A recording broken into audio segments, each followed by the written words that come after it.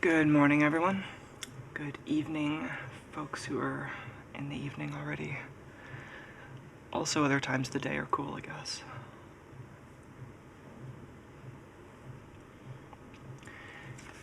Anyway, I'm trying to actually stick to a schedule at this point where I'm streaming at least on Tuesdays and Thursdays at this time slot. So it's 11 in the morning here. It's kind of more of an evening stream for folks in Europe. More of a workday stream for folks in the Americas. Anyway, welcome back if you've been here before. If you're new here and you're arriving right at this particular point, then welcome. And this might be a little bit of a strange point to arrive at because this is going to be a bit more of a variety show stream. A lot of these streams are work on these kind of long ongoing electronics projects or reverse engineering projects. And then I turn those into edited videos at that address you're seeing, scanlime.org. Some people have asked me what the schedule is like for the edited videos. There's currently no schedule for the edited videos because I put way too much work into each one, and so I end up, releasing the videos when they're ready at this point. But at least the streams are scheduled. We might have more schedules in the future. Oh, is there a problem with the Twitch stream? Let me look into that.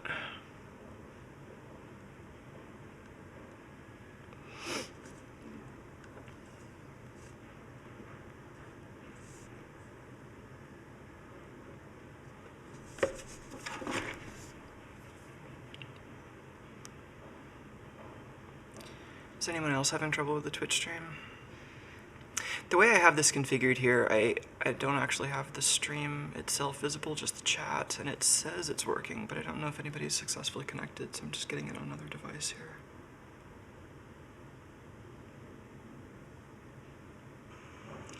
Is anyone else having trouble with the Twitch stream? The way I have this configured here, I don't actually have the stream itself visible. I think it's working. It says it's working, but I don't know if anybody's successfully connected, so I'm just getting it on another device here. All right, I think let's switch to the actual camera. Maybe this camera for now. Hair's still wet, still drinking my coffee. I know, I'm so unprepared today. Yeah, no, actually there were a bunch of things I thought we could get into. I did this stream on Tuesday that was mostly reverse engineering the firmware for this old voting machine, Sequoia AVC Edge. And we were doing that for various reasons. Well, I mean, I was doing that partly as an exercise in just from scratch. We just have this binary. Let's figure out how to take it apart. You know, I kind of like going through it from that point,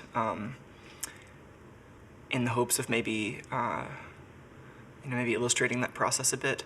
I don't know how useful that actually was on Tuesday, though, as an educational event, because I went into it with the intent of making it more of an explanatory stream, but it just kept going way into the weeds, and I don't think I was doing a great job of explaining myself. So Tuesday's stream may or may not have actually been useful, but at least I learned some things about Binary Ninja, and I learned some things about maybe how not to stream that stuff, and I'll take some more attempts at that kind of thing in the future. There were a bunch of loose ends from that, though, including we just don't even really know where this project is going. I just picked up this machine a while ago on eBay because I found it and it seemed like it was a good deal and something that I wanted to experiment with. But I didn't really have a particular project in mind. I just figured I could do something with it. So now it's kind of thanks past me for giving me this challenge. Now I get to figure out what to do with this weird machine. And there are a lot of things I could do. People seem to like running Doom and Pac-Man and stuff on these machines. So far, my favorite option is doing something, so this diverges, right? There's a technical discussion and a no, why are you actually doing this discussion. It's also really dark in here today.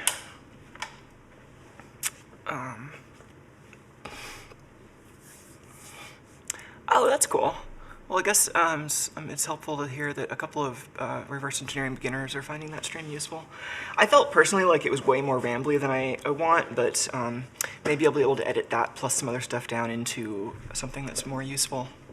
Speaking of more editing jobs for me.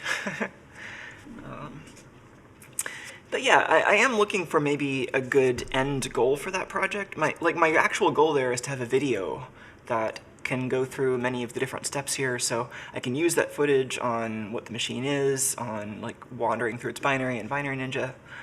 But then maybe there's some place to go with that. Like maybe we end up with like a little kiosk that has some kind of interesting art experience in it, or I turn it into a portable like touring audiovisual performance device, or I turn it into several other objects. I put legs on it and make it a robot, or I don't know.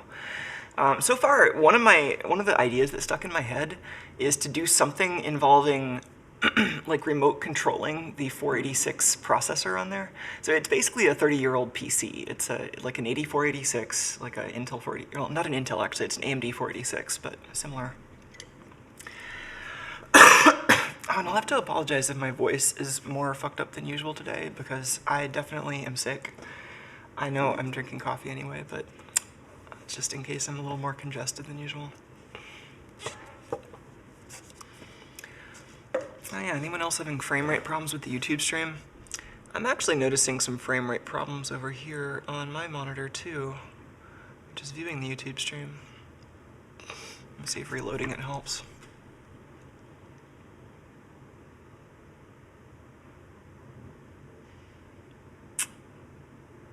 It seems still pretty low frame rate. Is everyone seeing that?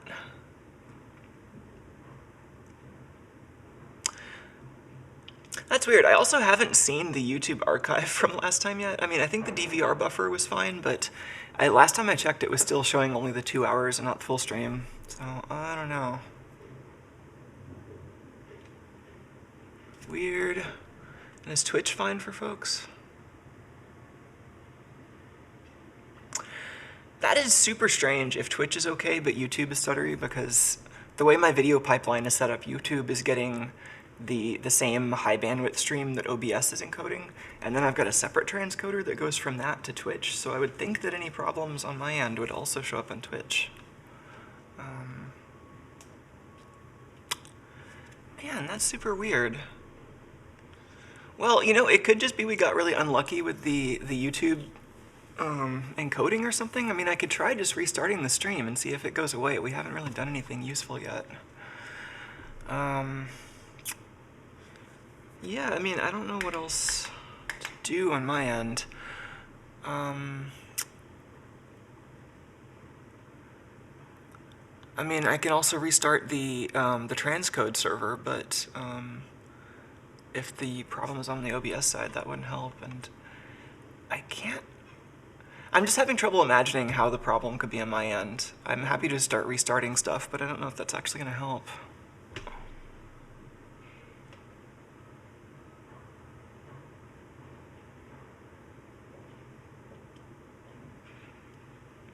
Oh, interesting. Okay, Dylan confirms that Tuesday's stream is online and it looks fine, so...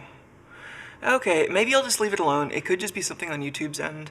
I can't imagine what I'm doing to cause YouTube to be stuttery, but that seems to be what's happening, so... Sorry. If you want, try Twitch, and that might be higher frame rate, but perhaps lower bit rate, so... Sorry about that. So far, if you're just getting here, so far on the stream, I've just been rambling about like ongoing projects. Specifically, the Tuesday stream was mostly reverse engineering the firmware for this voting machine, and I'm just kind of curious what to do with it next. There are two things that drive me to complete videos, perhaps more than anything else, and one is having a pile of footage taking up space in my storage, and the other is having a pile of partially assembled equipment taking up space in my shop. And so the voting machine is actually both of those right now, and so it'd be nice to do something with that and turn it into a finished video. So, actually, there were a lot of links that people were pasting in chat about other research on that machine that I was skipping at the time because I was kind of in spoilers-free mode.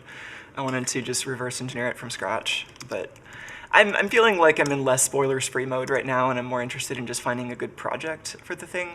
So I was looking at some of the documentation that other people have posted, and I haven't seen anything like extremely detailed about like the operating system or the bootloader or anything, but there is some really good general, just like this is how the machine was supposed to be used, and just like generally what the hardware is.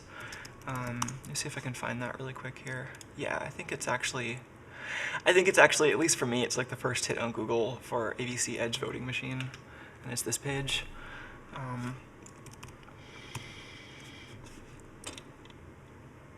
And yeah, so this actually gives a pretty good overview of what the machine is supposed to look like and what it's supposed to do. And it's not super clear from this photo, but it's actually kind of huge. Like, the whole bottom of the machine is built into a suitcase, literally just built into a suitcase shell.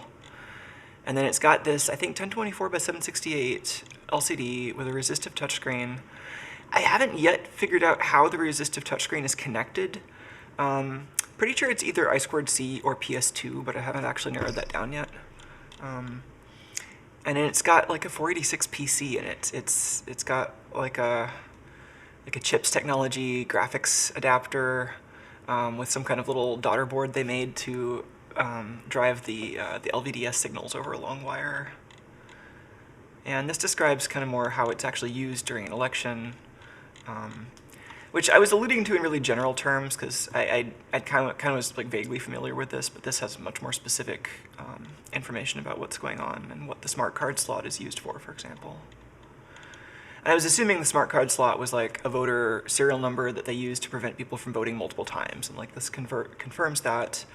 It also mentions that some versions of this machine, the printer was actually set up so that the voter could see the paper trail, so they could see that their vote was being printed out. I don't think mine is one of those, which might be one of the reasons it didn't end up on eBay.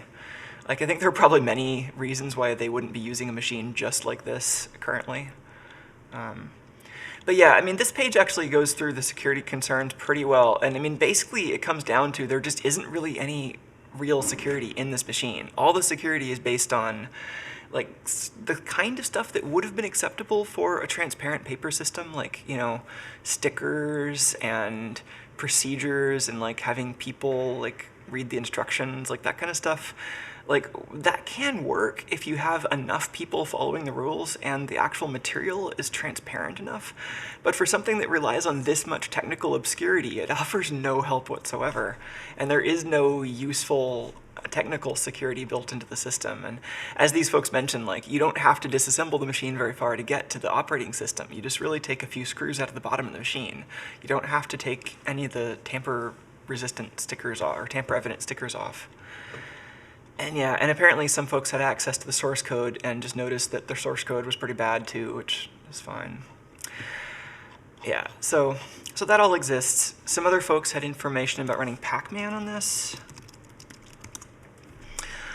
I haven't actually, so now that I'm out of spoilers free mode, I'm kind of curious if anybody has info on the bootloader that I'm seeing, because from what these folks are saying, they don't seem to mention anything especially weird about getting this BIOS to boot other images, whereas the machine that I've got here, it has a customized BIOS that actually refuses to boot some kinds of operating systems. Like, I haven't actually figured out what criteria it's using to figure out whether it wants to boot or whether they modified the boot process at all, but I know that it won't boot like a regular DOS image. And it has some strings as it's booting that indicate the BIOS was customized by Sequoia, the company that actually makes the voting machine. And if you just like put Linux on a card, it won't try to boot that. The BIOS just won't try. So this doesn't seem to mention that. So I'm wondering if maybe there were different versions of this machine with different BIOSes. Because if these folks had a machine that didn't have the customized BIOS, then it would have been pretty easy to just put DOS on a card and get it to boot. But that said, the machine that I have, like, we went down so many reverse engineering rabbit holes last time, and didn't really make serious attempts to either get another operating system running on this machine, or to get this machine's image running in a VM, which would also be useful. I made some attempts to get it running in QEMU, but I made some stupid mistakes, and we can go back to that and see if we can just get it working really quickly, maybe. And then as far as actually putting something on this machine, there are a lot of routes to do that. Maybe someone else has already posted info about this. Maybe we pull the BIOS off the machine and try to look for the BIOS modifications and figure out just whether they're running a standard like MBR-based boot at all, or whether they're just doing something that goes directly into the custom bootloader, or whether other customizations have been made to keep it from booting like more normal operating system images. So that's one way to do it.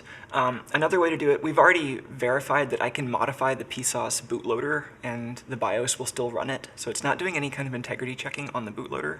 So I could just modify that bootloader to trivially boot into like Linux or DOS or something else, which would be something we could try doing. Also,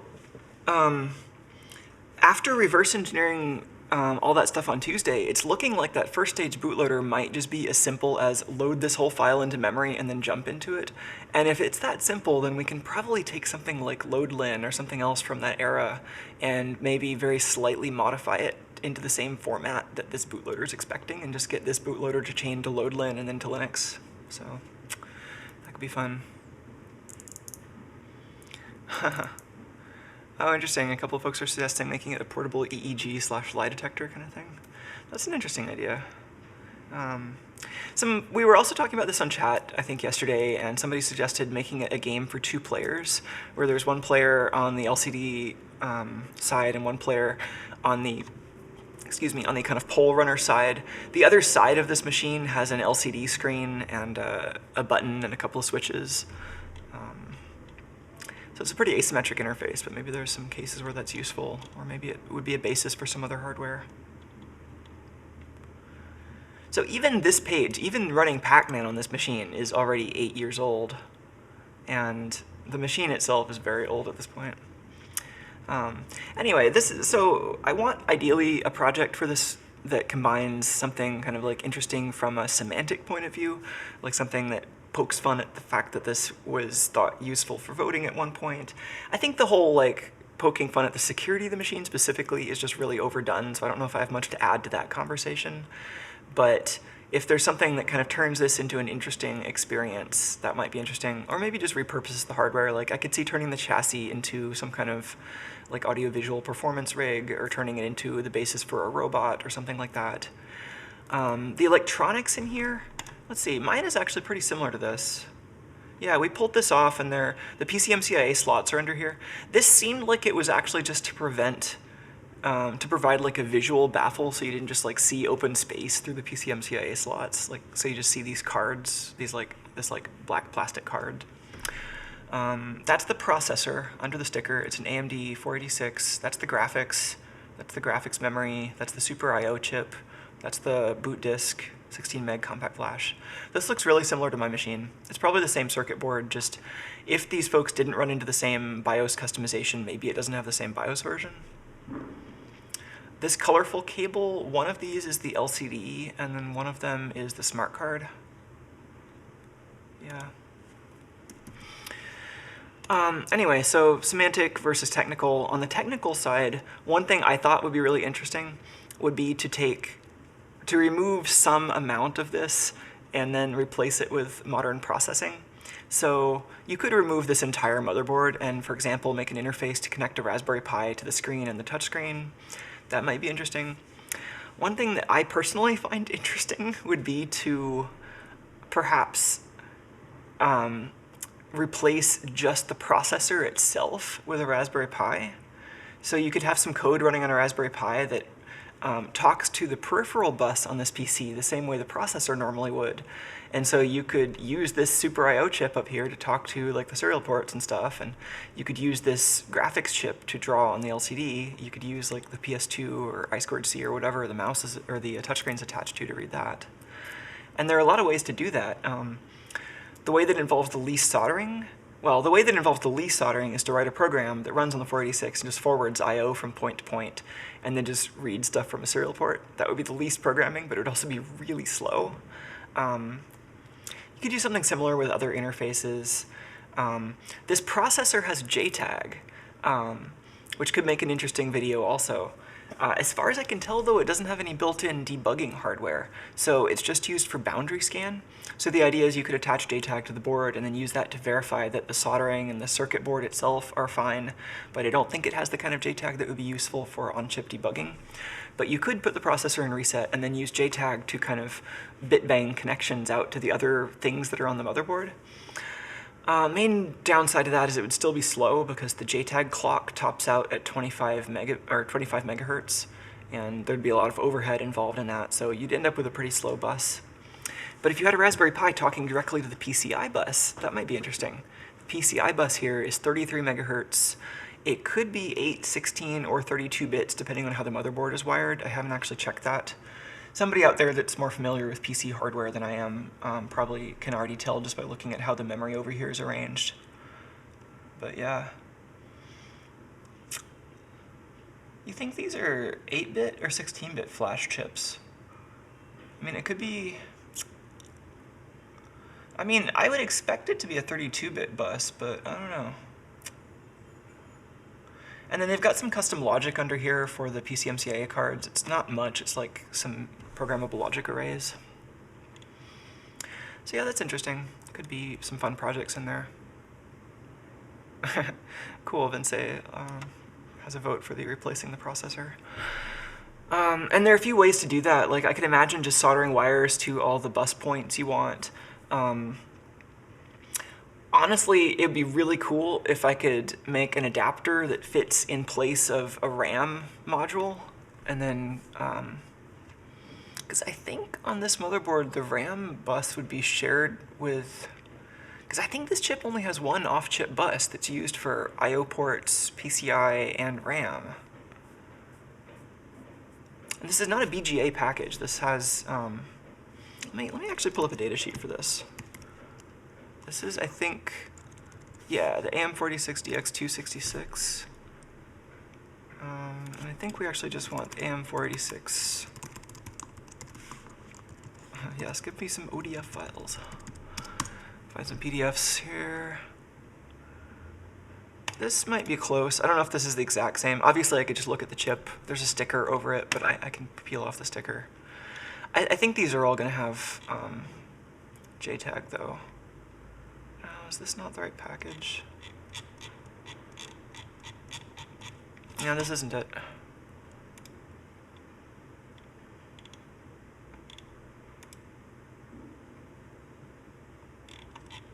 Ooh, hardware reference manual. Does this have any JTAG info? See, a lot of the datasheets I've been finding don't actually say JTAG, they just say boundary scan. And there's no debug unit here.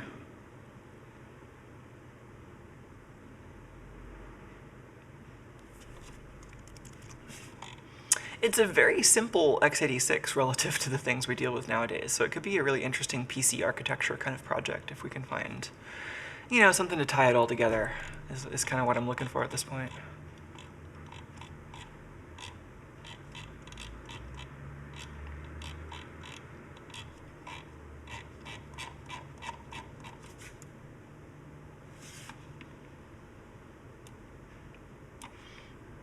Well, since we're talking about this, maybe let's just really quickly look at that chip. I should also turn on the cat camera. Does two go upstairs?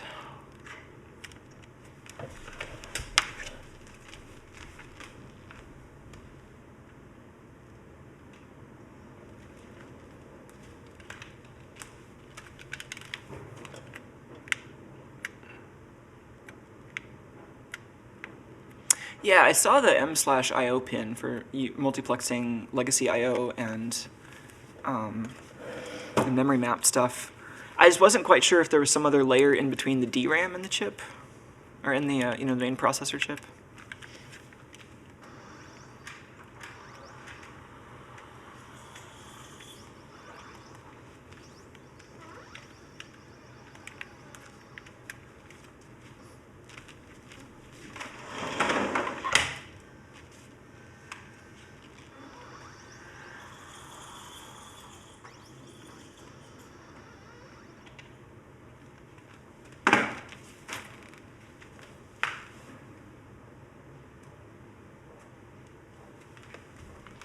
Yeah, let's use some isopropanol to get that sticker off, and then I'll see exactly which processor we're dealing with.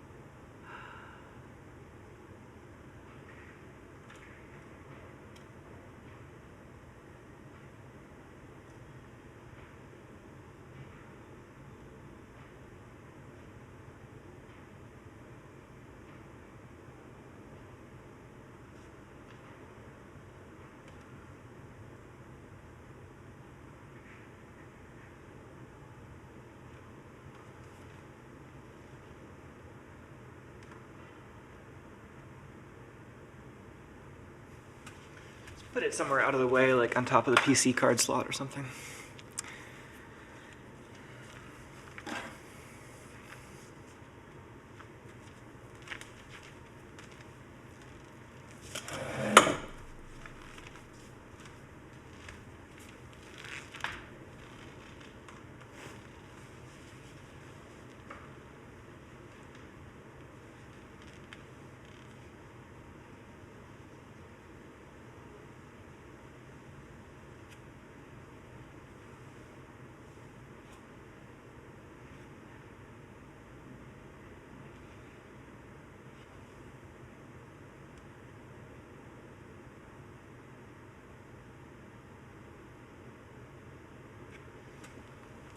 Okay. Had to hold the camera at just the right angle, but maybe I can show you this picture.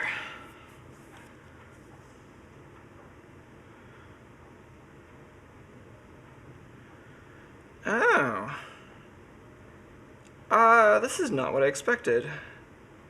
Let's see if I can get this on the computer. This is the easiest way to send a picture to the screen using all of this technology.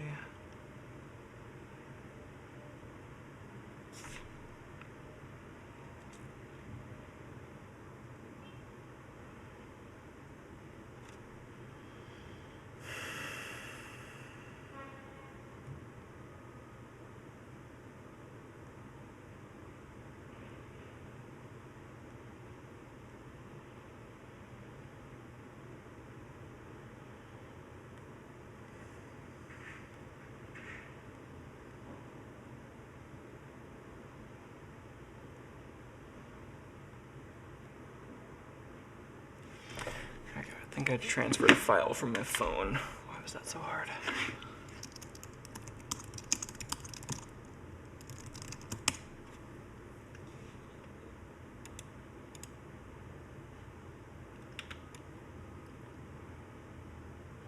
There we go, AMD Elan SC400. What even is this? It boots up like a 486-66, but I've never heard of the SC400.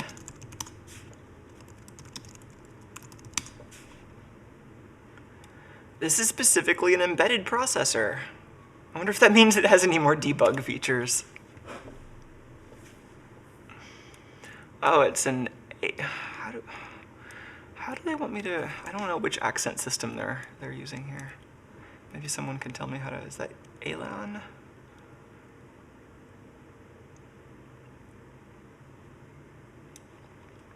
So there's a dash 400 and a 410. We have the 400.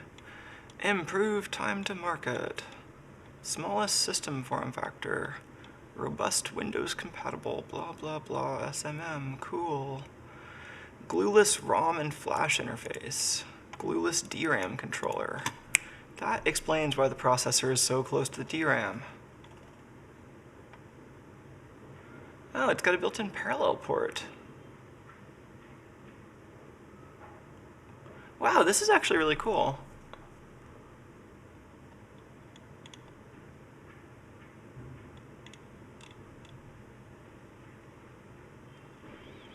And there's actually a built-in LCD controller, but they have an external one anyway. E86 microcontroller. Wow. This has the programmable interrupt controllers built into the DMA controllers, a UART, VISA local and ISA controllers, a clock. Same CPU core as the AM486.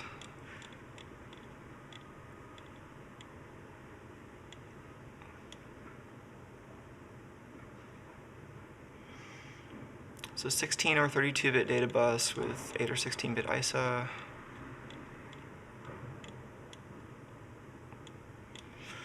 Well, scratch being able to put anything in the DRAM slot, because that's definitely not on the same bus. This is cool.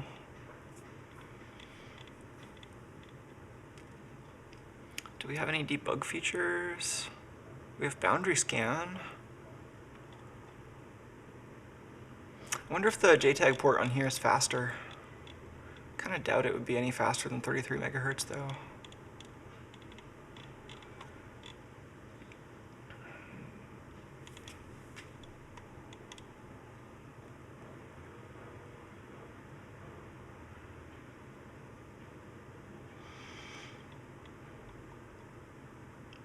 Oh, so the data bus is shared between DRAM, flash memory, and ISA and PCMCIA cards. Really? I wonder if you can snoop that data through the PC card slot. I really hope they would gate that data so it doesn't show up on the front panel. But that would be interesting if there's some way you could end up, you know, either if their PCMCIA card controller just isn't designed very well, or if you can put it into some kind of strange mode that would cause you to be able to see the data that's going to and from DRAM. That would be an interesting thing to look at, maybe. It does have some GPIO. Chip selects, I guess. Well, chip selects or IRQs.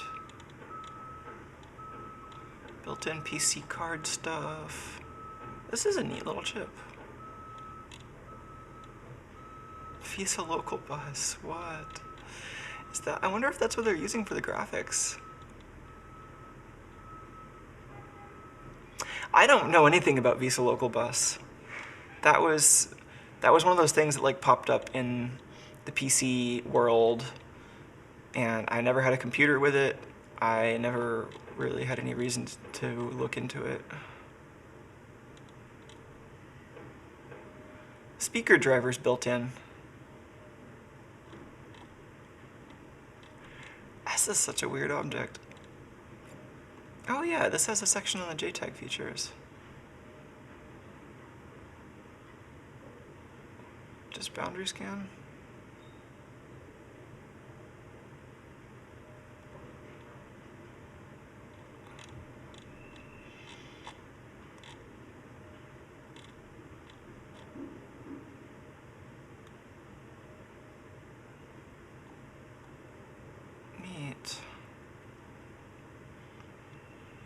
Yeah, this changes things a little bit to have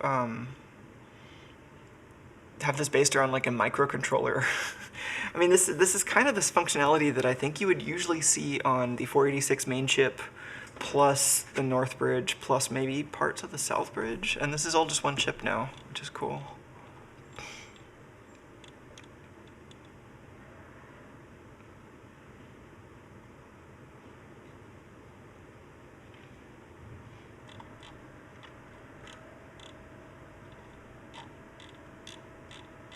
It is available in other packages, right?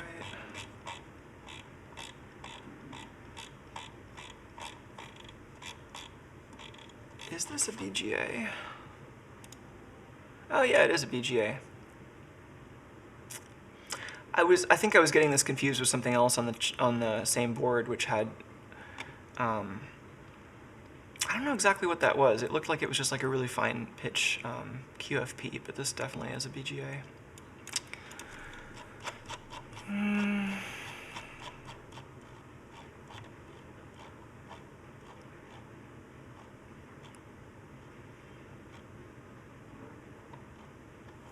Well, yeah, one step here might be to determine if they're breaking out the JTAG pins anywhere.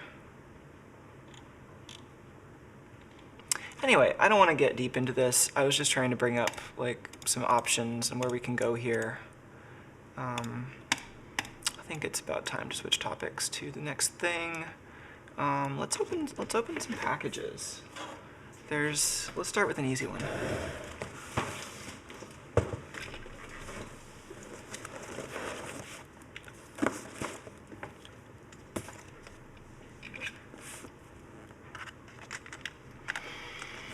Oh yeah, and then I've got some stuff on the desk here, which makes another project, which I'm currently not really sure how to wrap up.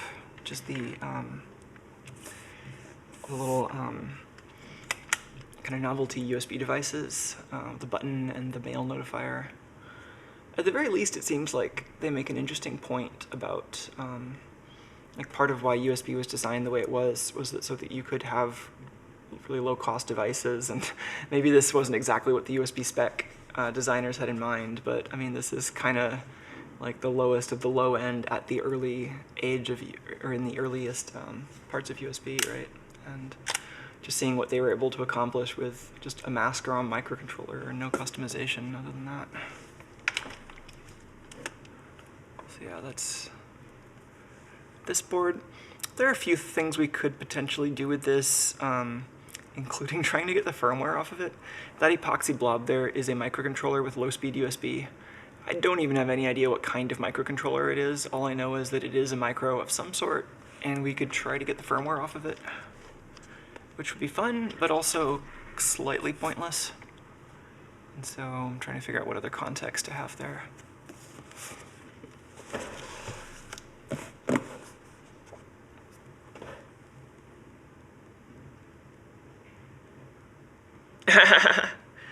Yeah, I think I agree with you. NXL on YouTube chat says that voting machines have one advantage on paper ballot booths that no one can deny. They make for more interesting teardown streams, but that's about it. Yeah, that seems about right to me too.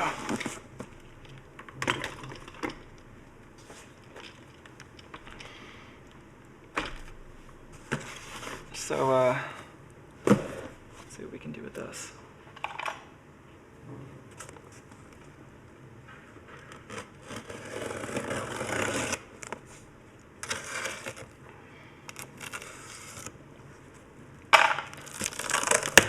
Oh no, I'm like, is this gonna open and out is gonna pour like some mixture of like flammable chemicals, personally identifying information, and packing peanuts, and we're on a good start here.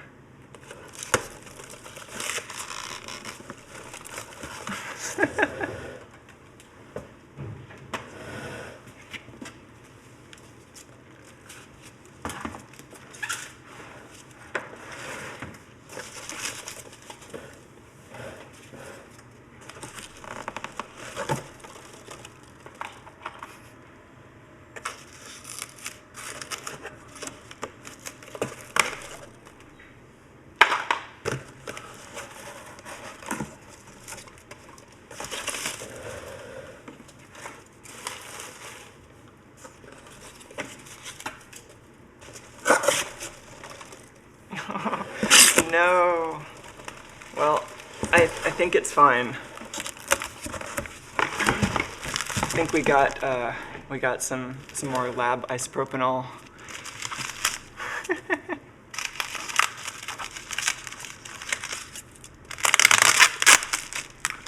Looks like it's in one spot, in one piece.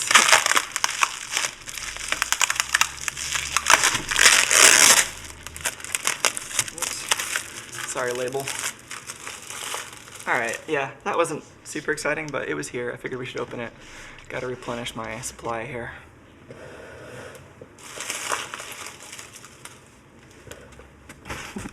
Keep these packing peanuts somewhere out of Tuco's interest zone, which is pretty much nowhere, so I guess we're just using this as a cat attractant now.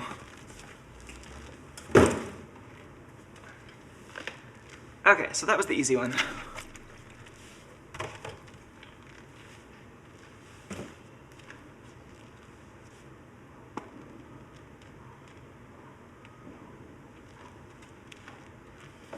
Man, there's actually so much to do today. All right, so these all came in, I think in this past week at the PO box. So, yeah, where should we begin? Let's see. So, the deal behind this is I have, I have this address that I put up, this PO box in Emeryville, and if you want me to take something apart, you can send it in, and I'll take a look at it, and we can do some kind of teardown and examination on video, and do some reverse engineering, and see how far that takes us. And if you send me something, I will redact all of your personal info except for just your name on the package, and then we'll open it.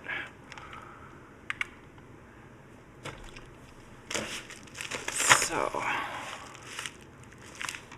this is from Guillaume, and I think this one came from Quebec. Let's actually focus on some of this.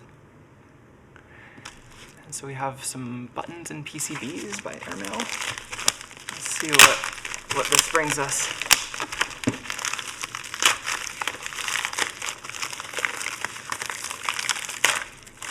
Whoa. Oh, wow, buttons. Yes, you're right. Yes, okay, I knew these were coming. So Guillaume sent some extra Amazon buttons to tear down and modify and just generally do fun things with. And yes, that's Medbeggar in chat. Thanks so much. This is from Amazon EU. It has some stickiness on the back here, and I'm like afraid to push it because it might try to phone home and drain its batteries. And it's got a little... That is... To what extent is this supposed to hold it? I guess this is if you want to have like a... Because I wouldn't trust this for like a... I don't know why you'd put this on your backpack or something. But if you just want to hang it on a peg on the wall or something, maybe. It only holds it just slightly by the edges. Cool, so we got a double shot button. And a Ridex button. Cool.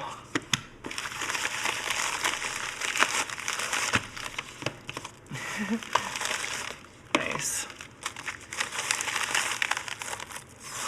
Oh, cool, and here's one that's pre-disassembled. Oh, that's nice. We can get into that right away on the microscope. Make sure this, let's see if this note's okay to open on camera.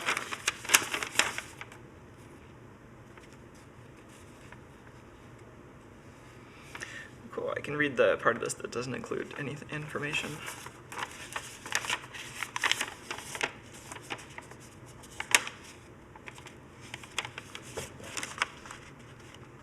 So yeah, this is some Amazon Dash buttons, and we can hang out and work on these. So as promised, here are a few Amazon Dash buttons to play around with. I'm looking forward to bouncing ideas with you. I've also added some of the boards that I'd already extracted and from which I've unsoldered the external flash in order to dump its contents. And a homemade breakout board. Lastly, one of my ugly as hell homemade breakout boards with one of those flash chips.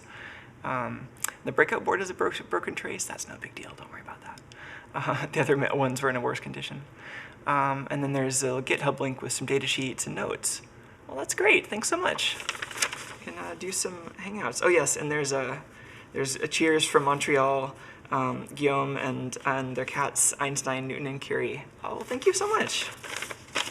Let's take a look at this on the microscope.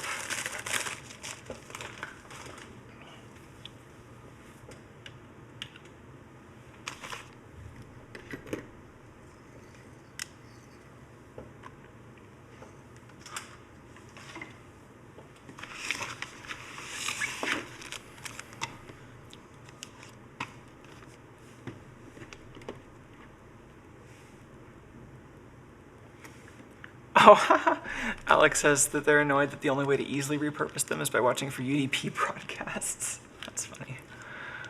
I'm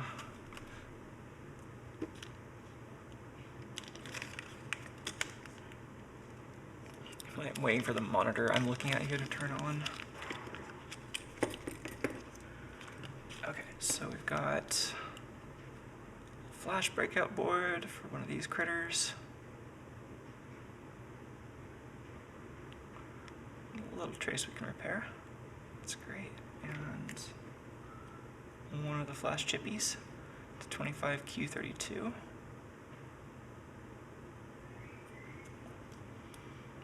Kind of a leadless chip carrier style. Pins are on the bottom of there. And then I guess this is a carcass. We're gonna see a spot where there's no more flash on here.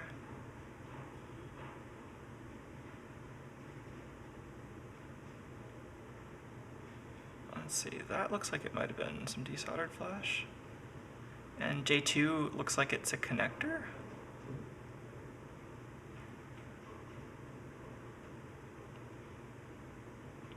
TX41424344.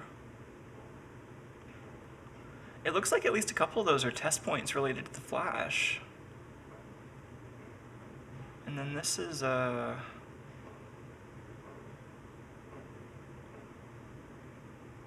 Huh. That's not a microphone, is it? S1789. That can is interesting. It looks like it might be some kind of MEMS or some kind of sensor or something. I don't know. There's a big foam contraption. That's the actual switch. That's the actual button, part of the button. That's the Wi-Fi controller, I think.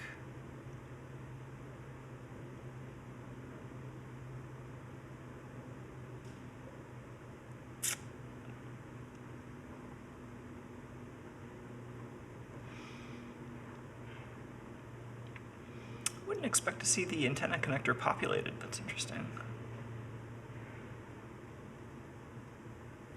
What's under here?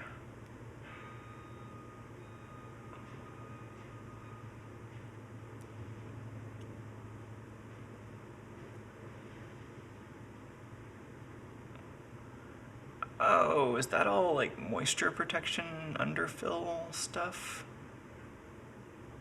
Weird.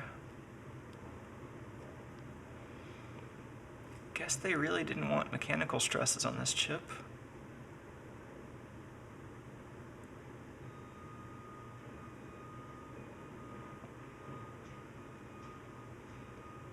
That is pretty strange, huh?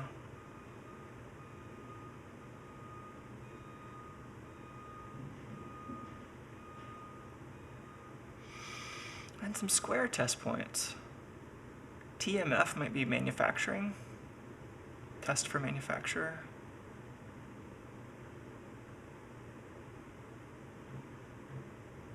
So far those seem to be on power pores and ground pores.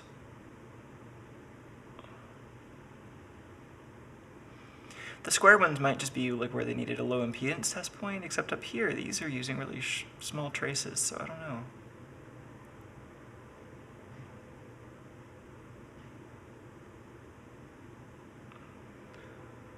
It's interesting, smaller components there.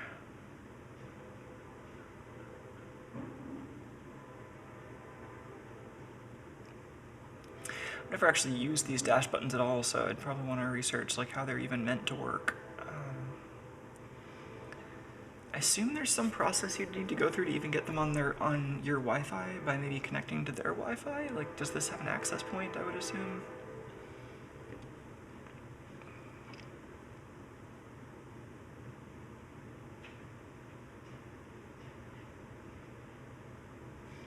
Yeah, that's cool. We'll definitely have to come back and get a closer look at this. So there's a lot going on here.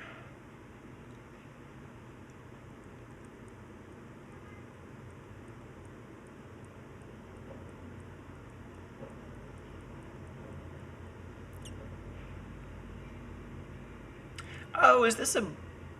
What is this? Does this have Bluetooth also? If this has Wi-Fi and BLE, that would help with the setup problems.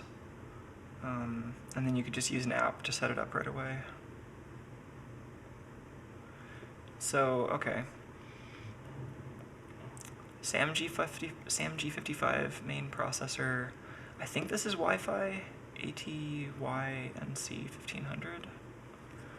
I thought that was Atmel's low power Wi-Fi chipset, but let's actually maybe look at some of these.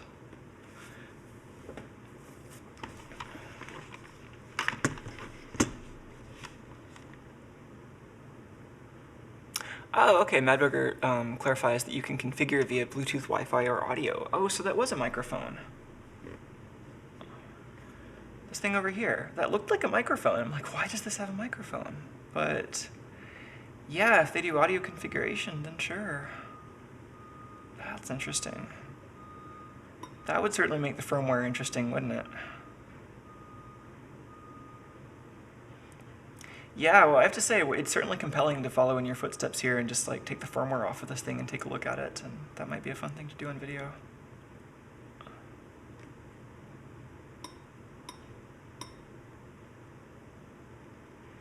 Interesting. Well, thank you so much for the opportunity to play with these devices. We'll have to do something interesting with those on video. I'm gonna try to keep this stream moving and open another package here. And in the meantime, we can plan what to do with the Amazon Dash buttons here and what kind of reverse engineering projects might be fun there.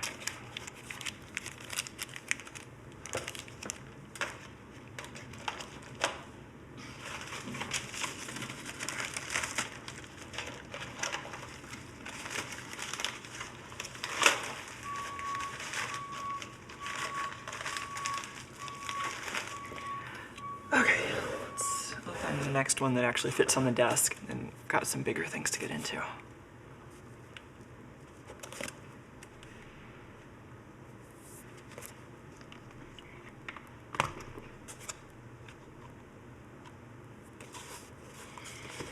Alright, so this one comes from Jason Olefsky. I think this comes from New York. Already covered up all the address info.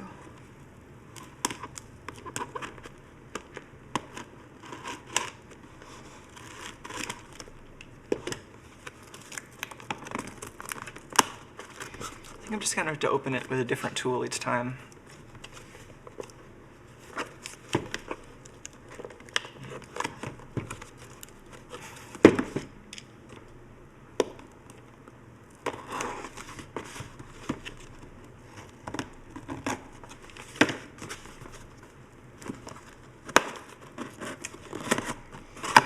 What do we got in here? We got foam.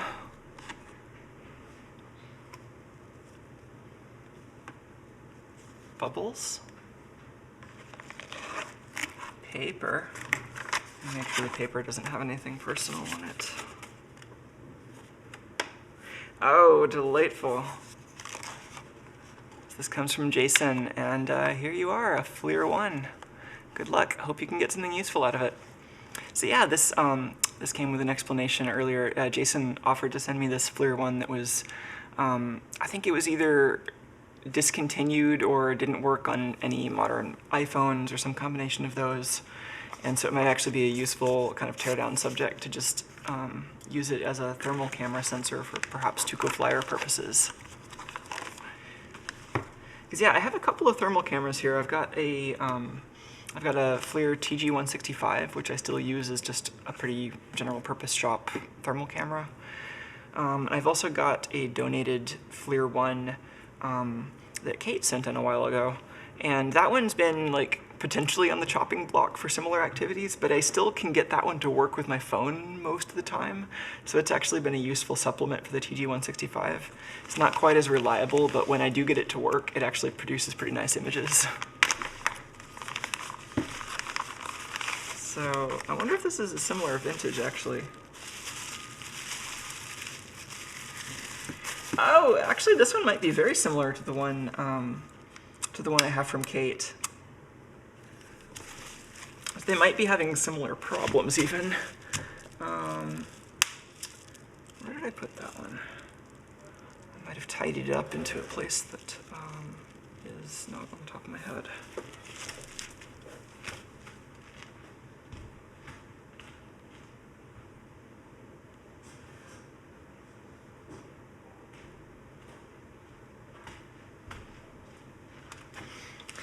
Yeah, I don't know where the other one is right now, but I'm sure it'll come to me at some point. It's not worth derailing the stream to look for it.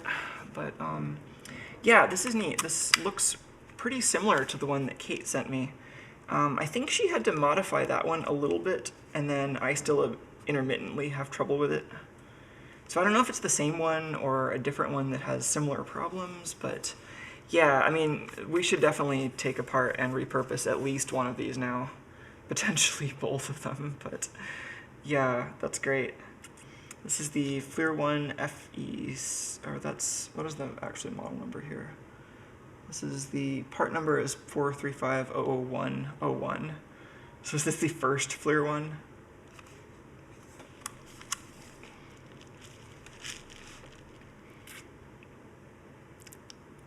Yeah, that's what we got. Ah, well, this is great. It'd be especially interesting if I could use both sensors, because this has a camera, a visible camera and an IR camera right next to each other. And the iPhone software actually does a decent job of combining those images. And as you can see, it's got its own battery power too. Can we open this up easily? I think I might have to save the teardown on this for a separate stream, because I don't want to make this one super long or super everything all at once. But it looks like they've already tried to open it from this corner, and that might be how you get in.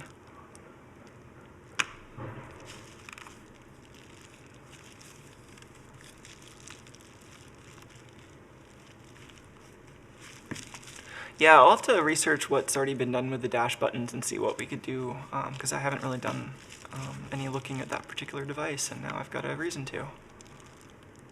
It's a pretty thin little piece up there.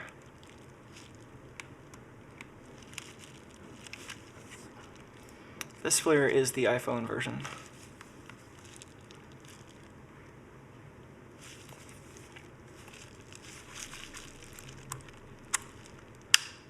Cool. Well, thanks so much. We'll have to dig into this in a future stream and take this apart and figure out how we can best repurpose it.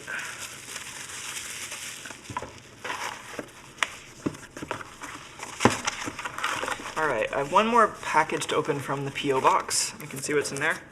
And then I've got something that I picked up locally that I'd like to take apart.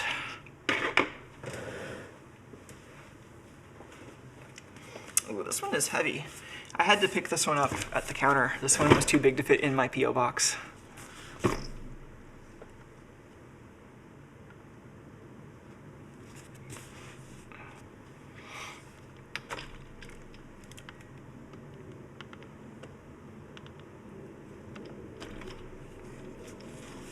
All right, so this comes in some interesting packaging already.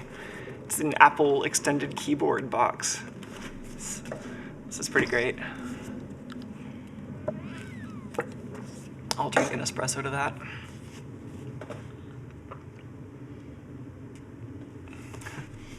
Yeah, I might actually be careful opening this and not just use a random tool.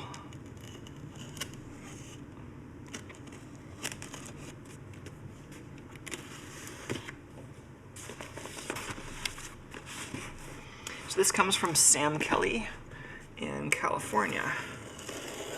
Very same state that I'm in. Imagine that.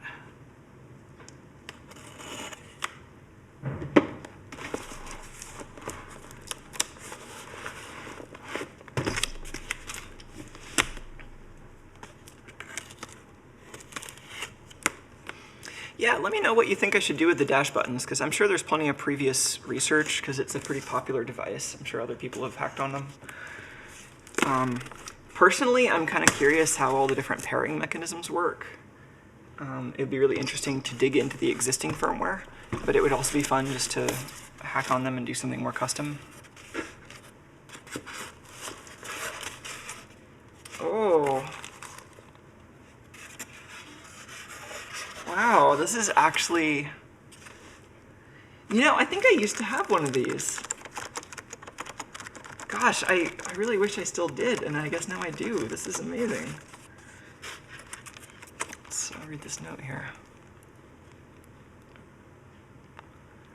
This comes from Sam Kelly, who says, "Hi Micah, I was planning on building a custom TMK-based ADB to USB board to put inside this keyboard, so I wouldn't need a separate converter dongle thingy in line with its cable. But life work things happen, it gets put off to the side indefinitely, so I'm sending it your way. The keyboard's fully functional. I had to clean a couple of the switches when I got it, and I believe they all work now. The problem ones were 9 and enter. Keyboard nerds are really into these, but I'd rather send it to someone cool than get lowballed by randos on eBay. I hope you like it. Really enjoy the streams." Oh, well, thank you so much. This is really delightful. You know, I used to have an Apple, a Mac LC that I got. I didn't, you know, I couldn't have afforded one new, but I got this one at a garage sale or something, sometime in the late 90s, and got like 1 or 2 of these keyboards, and at least one of them worked. I don't know where those ended up. Maybe my dad still has some of that stuff, but I think I might have given it away to friends at some point. This is a really beautiful keyboard. And gee, maybe there's a way I can tie this into the video I'm working on about early USB, because that was about that was about Apple, well, not just about Apple, but like one of the things that I wanted to try to tie that in with was Apple making this transition from ADB to USB, and then kind of kickstarting the desktop USB changeover for the entire industry. Oh yeah, and then Ryan suggests going into the firmware. That would be great too, yeah. Oh, well, what a lovely device. And I mean, I vaguely know some things about ADB. Like, I'm sure at one point I've seen an ADB timing diagram, but I've never built anything that uses ADB. This is ADB. This is what Apple used before USB. It's a daisy-chainable serial bus, which I think it was in the neighborhood of, I want to say it was like a couple hundred kilobits per second, but it might have actually been a lot slower than that. I thought it was faster than RS-232 style networks, but I might be getting that wrong. Oh, what's the difference between ADB and PS2? I mean, they're kind of unrelated protocols. I think they're both, I mean, they're both from about the same era, so they use similar technologies like 5-volt logic, and I think, I would really like to actually kind of open this up and look at the microcontroller that's in it if it's easy to open, but if it's hard to open, then I want to save it for a stream where I have more attention. Yeah, as far as I know, there isn't much in common between ADB and PS2. I mean, they're both like 5 volts. I think that's about it. PS2 is a synchronous serial protocol, so it's clocked. It's the rate depends on the PC. I forget what the range is. ADB, I think, is asynchronous, but I could be misremembering that. Oh, wow. Yeah, let's take this out of the bag and get a look.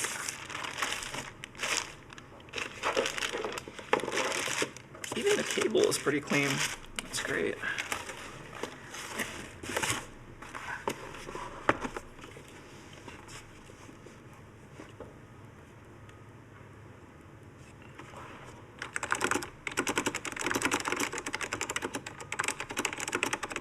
Oh, this is a familiar feel. This is great, and I love the numpad.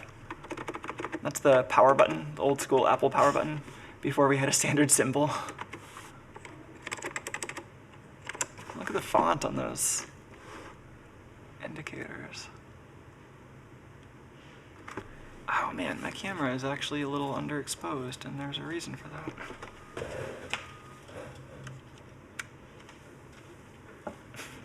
I know, huge difference.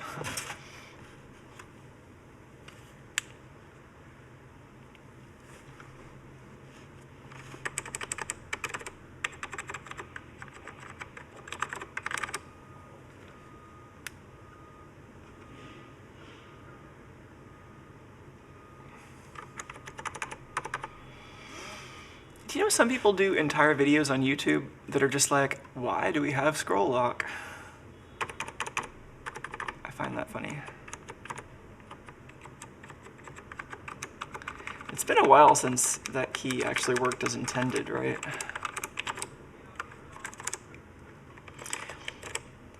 Yeah, and as Dylan's pointing out, like a lot of people have existing ADB to USB converters. Like I've seen, like I've had like Apple nerd friends in the past who typed on keyboards like this day to day and used USB to ADB adapters. So I know that they've been commercial products for a while.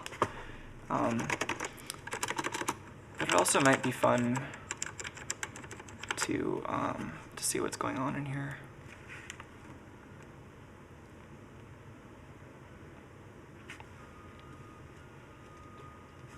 Yeah, that's great. And then we've got this.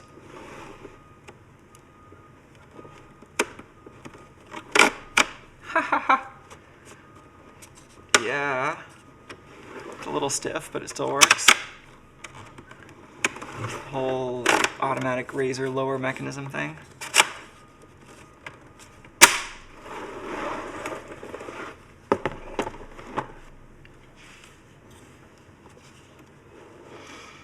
M3501.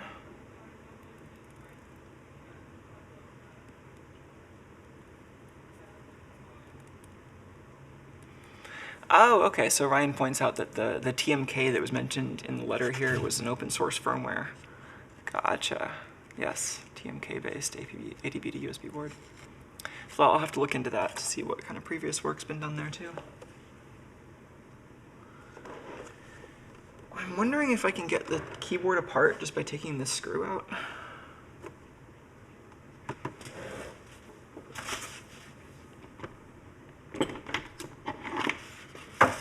If it's not too hard to take apart, I'd like to get a look at what the electronics in here are like, just for future inspiration.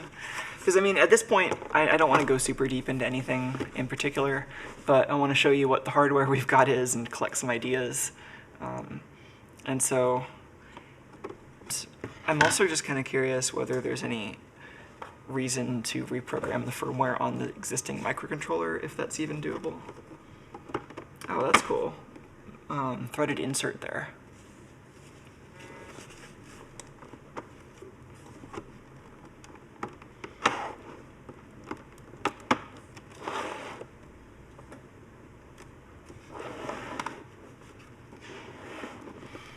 Did the Twitch stream momentarily cut out?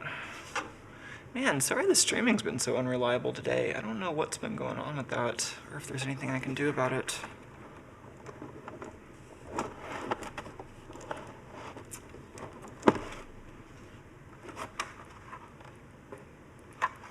It looks like that screw plus a bunch of snaps were pretty much all that was holding it together.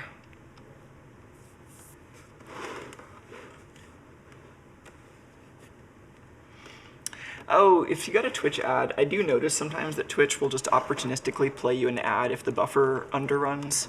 So if the stream is just having network problems, you'll end up seeing more ads than usual because it just does that whenever it doesn't have any other data to give you.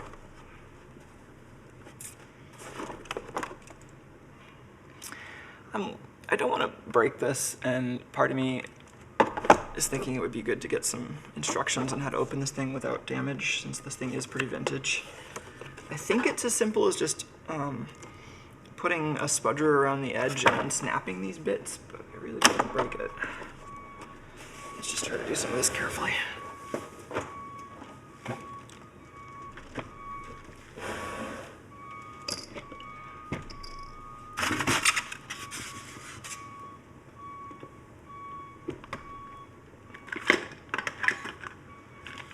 Oh, where's my spudger?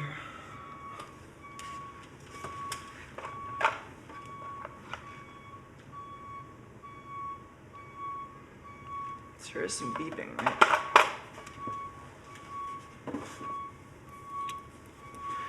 I don't know where my soft spudger is.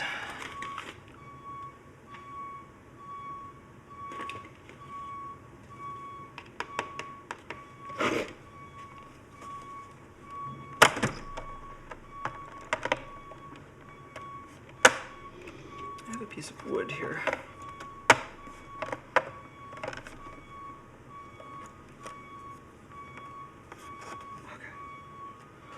See what's going on now.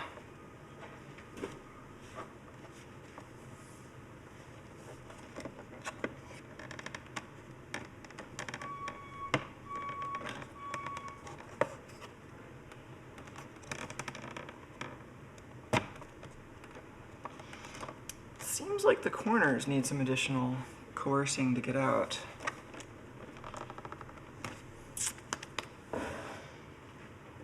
I don't know how aggressive to be with this thing.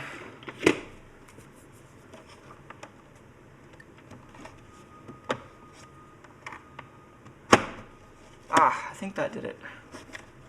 Yeah, just do exactly that on the other side.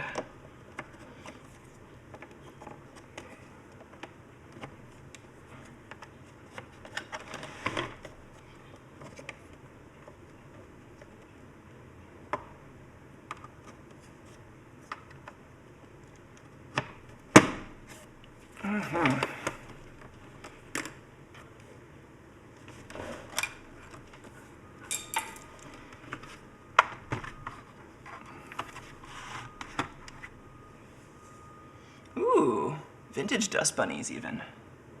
That's cool.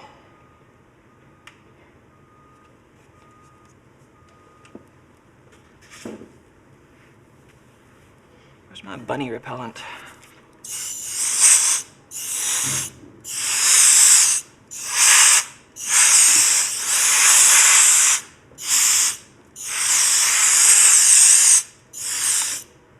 Wow.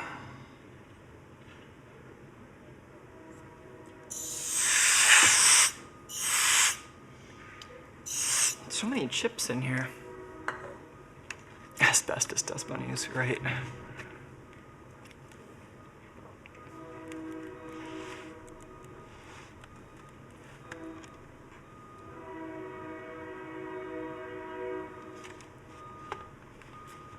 Is that going to be a ROM processor right there? 80C49, AP6. So maybe an Apple customized mask ROM processor.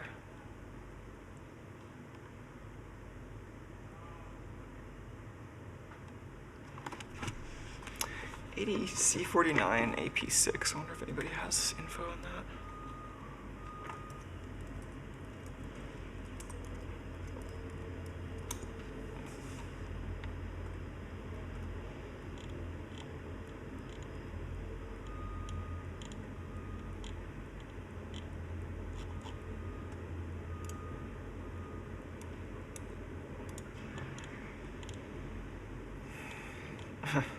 Somebody on Alibaba claims to have them for sale.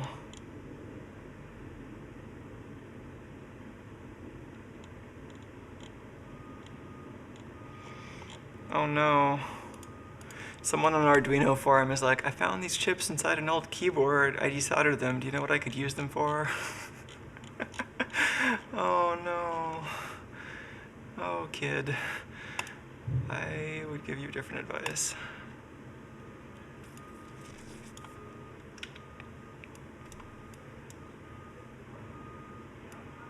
Single component microcomputer.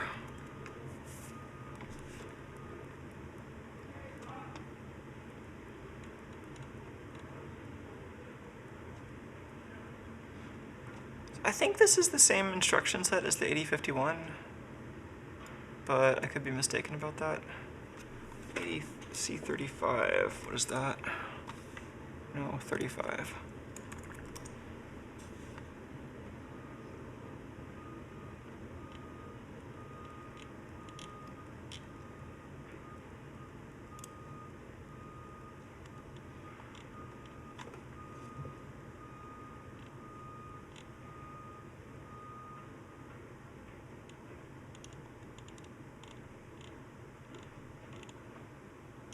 Okay, so 8051 is also called MCS51, I think. And so MCS48 was actually just a different thing Intel did. If I'm remembering right. Can we confirm that? Yeah. This is cool. I've not come across any MCS48 chips before.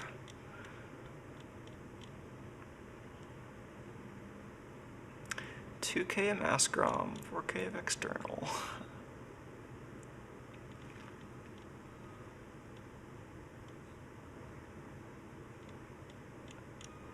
$128 of RAM.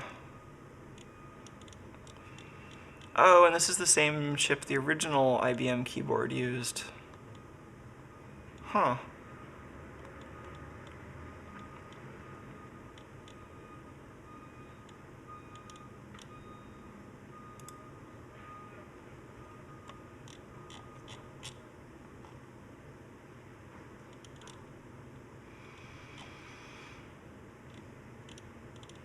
I'm kind of curious to look at the microcontroller firmware, but I don't know how many layers of inconvenience that would involve. Like, does this chip have code readout at all? Could you read it out? Would you have to make a special tool for that? How common are disassemblers for this architecture? It's kind of interesting.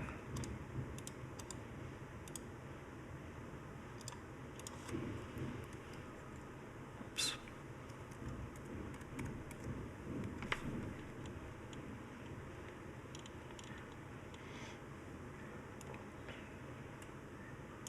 What was that other chip? So they've got a 7404, which is just an inverter, and then this other big chip is an MC14515, which I think was some kind of decoder. Oh, it's a latch. Oh, and a 4 to 16 decoder. So this would just be some like they're using this to help scan the entire keyboard matrix because the main chip probably doesn't have quite enough I/O. Okay, now Alice says they were pretty popular in keyboards in general. Neat. Well, yeah, I mean, it might be interesting to tinker with, but there isn't much practical reason to replace that unless you wanted to try to make this into a low-power wireless keyboard. And I don't know, wireless keyboards are okay, but I'm not the hugest fan of wireless keyboards, and this thing is heavy enough that I don't know if you'd need that anyway. I don't know what this component is. It looks like a relay, but... Oh, it says L1, so that could just be a filter inductor.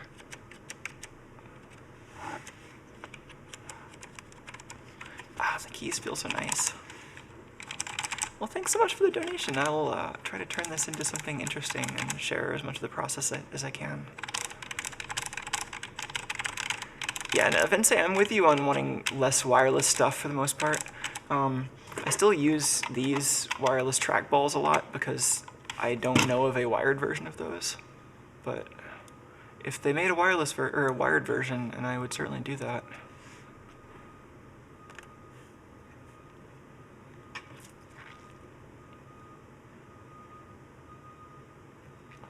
Oh yeah, James says there's a dedicated power button pin.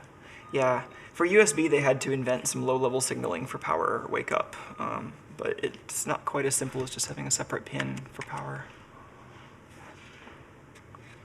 Nice little separate boards to mount the ADB so you don't cause stress on the main board. It's cool. And then that's the slidey mechanism up there, looking a bit rusty.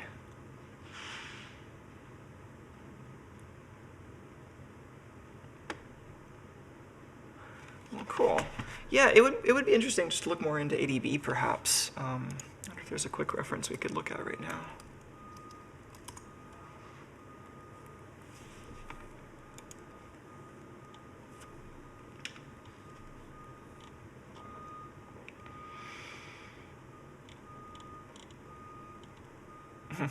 Power switch, 5 volts, ground, and data.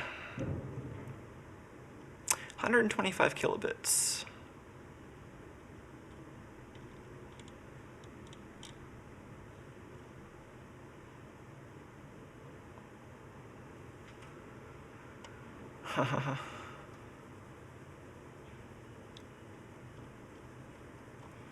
You know, it's weird. Like, some people see this as like, wow, Steve just did so many things, which is true. But then the other half of that is there was just so much stuff that was like really low-hanging fruit that just hadn't been implemented at that point in time. Because like in the intervening years, like between ADB and USB, the requirement space just got so much more complicated, and like you couldn't. I mean, I don't think you'd find something like USB that's in practice designed by one person anymore, because there are just too many stakeholders nowadays. Not that it couldn't be done, it just wouldn't make sense.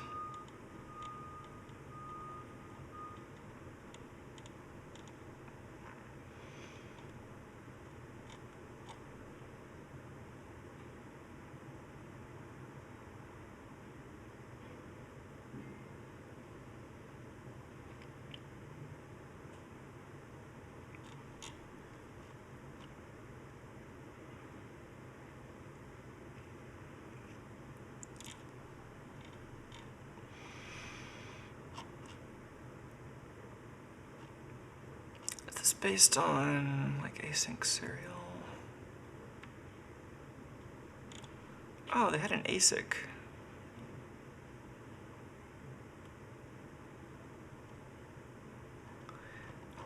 See, like this thing, like designing something like this as an inexpensive way to connect peripherals could have only been done during a narrow time period.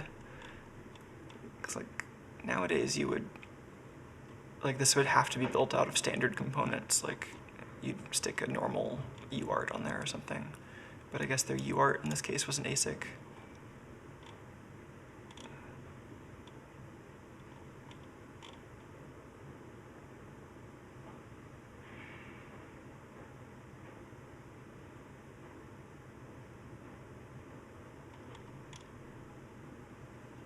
This is extremely vague. Like, this doesn't actually tell you whether it's asynchronous serial or whether they do clock recovery. I don't understand why they would need to do clock recovery when they're just dealing with short packets at this kind of rate.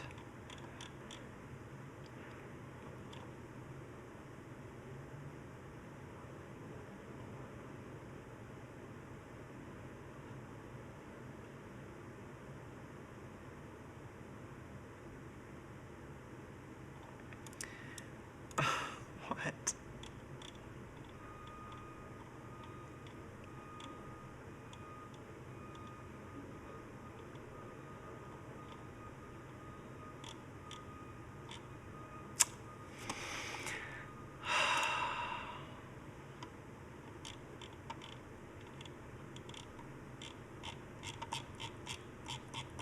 How many web pages do I have to visit before someone shows me a timing diagram?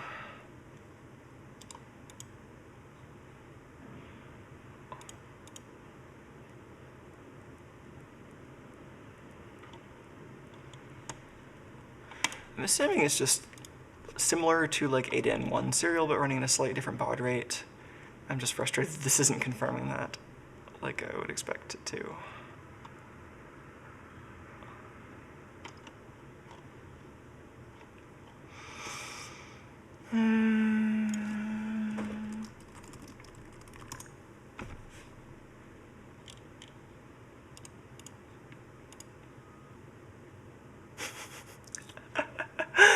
Oh, interesting.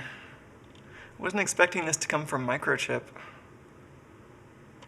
1994. This is much more useful. Look at this, like documentation written by and for electrical engineers.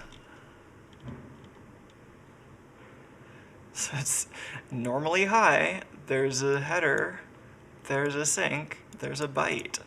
Cool. Here's the bit cell format. So it's a little bit more like one wire than async serial. But like you can imagine how this could be implemented using just a handful of like shift registers and capacitors and gates.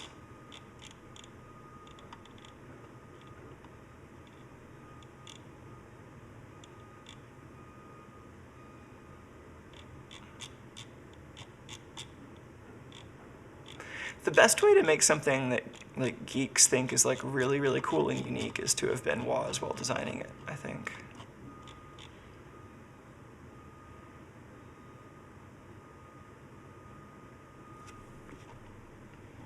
$10K pull-up. It's like USB has a very nice specification. I wonder what it was like to try to implement an ADB peripheral back in the day. Like, did Apple have a nice specification for it? Anyway, let's move on to the next topic. I think I'm feeling like it's time to do that. I will put this keyboard back together slightly.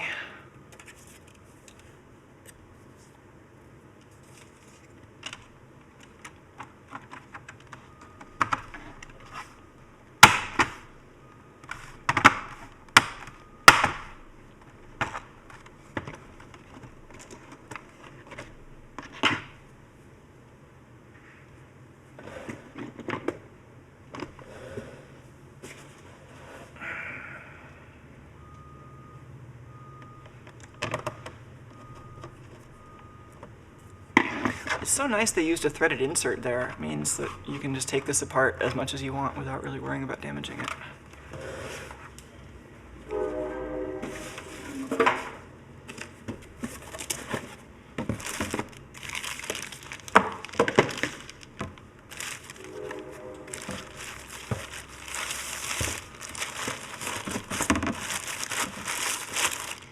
Alright, so the next thing I've actually got two of them, and they're really big. One of them is even bigger than the other. I guess we should look at the smaller one first, because that's how these things work, right?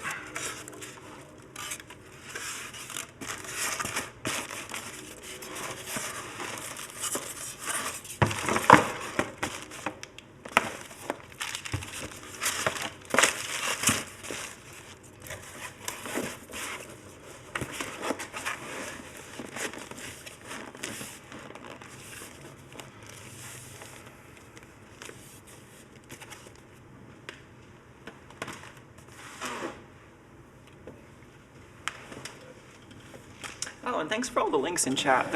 There's always so much stuff going on in chat that I miss when I'm doing this live because I just can't split my attention in enough directions, but I appreciate that. Looks like there's a link to that TMK firmware and some more Apple documentation and that microchip page we were just at.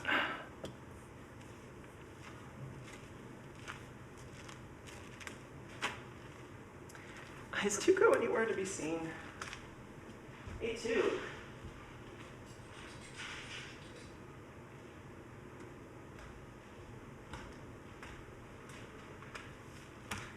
He has been really characteristically absent here. Like, I think there's just too much nice sunlight upstairs for him.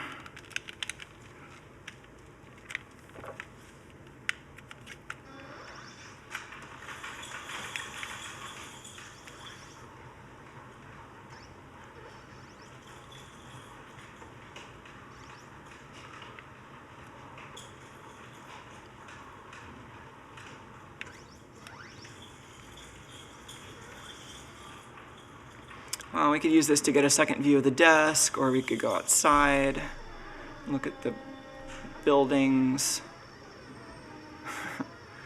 I don't know, the desk view is all right.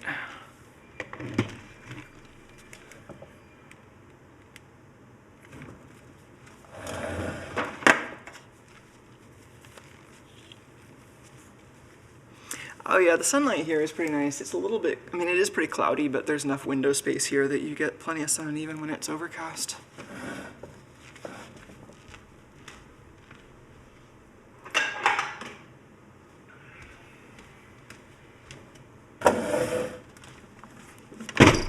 All right, this is the first item. You can switch to the desk cam instead of the butt cam.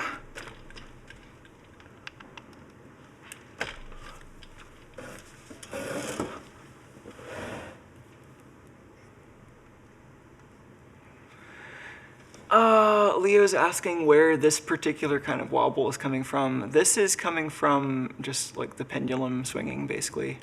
It's a little bit less stable than normal because one of the winches is actually under tensioned right now. I can't actually reach it to fix it, but like if the software were less dumb, it would be fixing it right now. Anyway, I'm going to make a video explaining all the different sources of wobble, and we'll work on fixing them, but that's not today.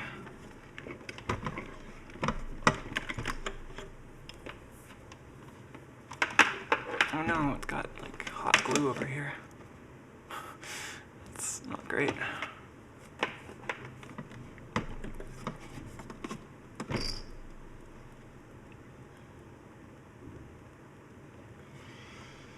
Alright, well, I think we can just, this is pretty dusty. I don't know how much to dust this thing off.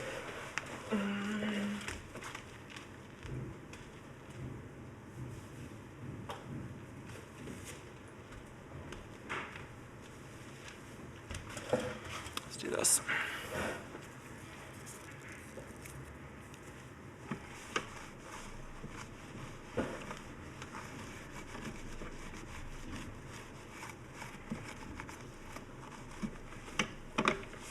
So, there was a local company that was having a moving sale around here, and I just randomly happened across it and saw these sitting out there, and I was like, how much do you want for those? And gave him some cash and took them home. So I got 2 of these test fixtures that used to be used by a local hardware company to test stuff that they were manufacturing. I got paid 20 bucks for this one.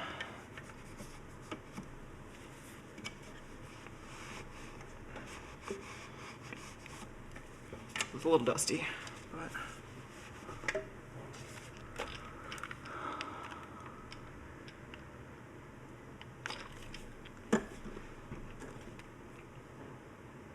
so that's the name of the company, Revo Lights. I wasn't sure if I was going to mention it, but I guess it's right there on the box. So, yeah, they make light up bike lights, and they used to be in this area, and they're moving. And I think they were going to try to be closer to their manufacturing facility, which is in a different state. So we've got power supply and some custom boards down there. I think the deal behind this is that these would run some automated tests after the microcontrollers were already programmed. So there is a different jig that they would use for programming. But then with this one, you open this thing up, and you'd have a panel of circuit boards that you'd place with the like alignment holes on these things, and they would center on these cones. And then I think there might have been another pressing piece or something that keeps these down. There's another piece on the other one, which I'll show you. But and this goes down and presses on the tops of the boards, and you can adjust these to press somewhere where it isn't going to damage the board. And then the idea is that sandwiches everything together with some pressure, and then these little pogo pins actually press on the test points. And that's actually how we get a connection to run the automated testing.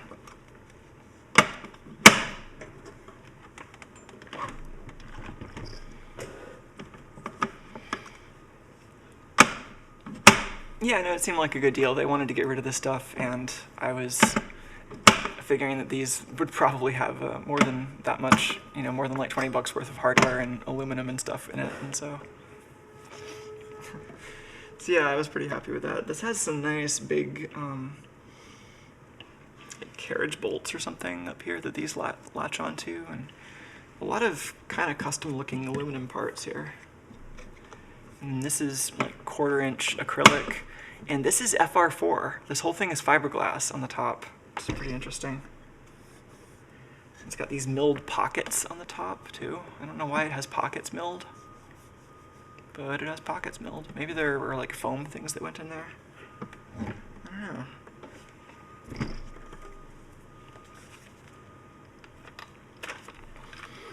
Let's get a closer look at the insides of this one.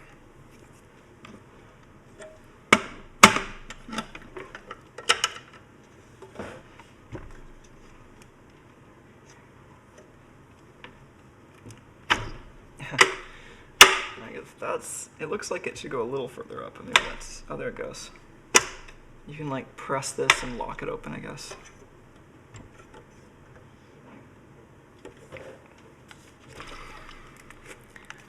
So we've got some glue connections over there. Are those just soldered onto the pogo pin? Yeah, those are just wires from the end of a ribbon cable soldered onto the pogo pin ends. There's some LEDs.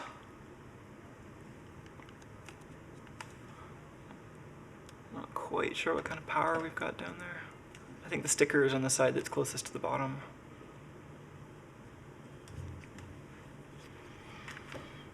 Some kind of smallish power supply, and then there's the main event.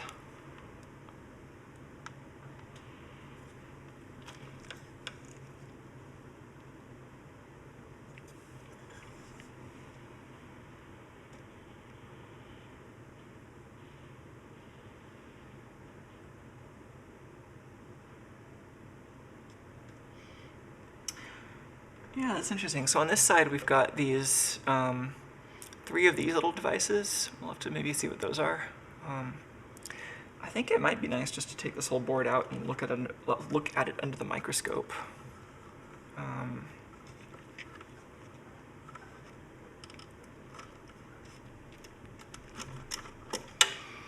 So this was like a bike light product. I think, well, so the other one we have, I think we might actually see some LEDs in it.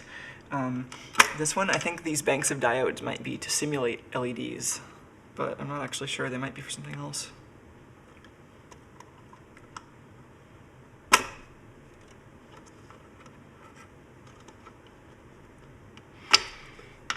Yeah, I think the microcontrollers are Atmel. They're definitely Atmel, actually. They are... Camera's in the way and I can't quite read them, but we'll get them out in a sec.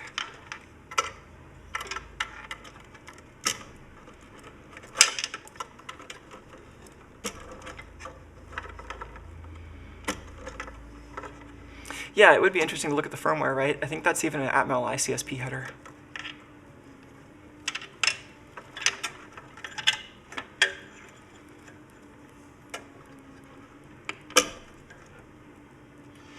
This is the button on the front panel.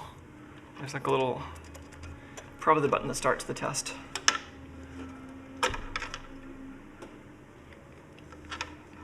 I'm guessing it's a 5-volt power supply. We might pull the power supply and look at what's in there. Let's get a wrench.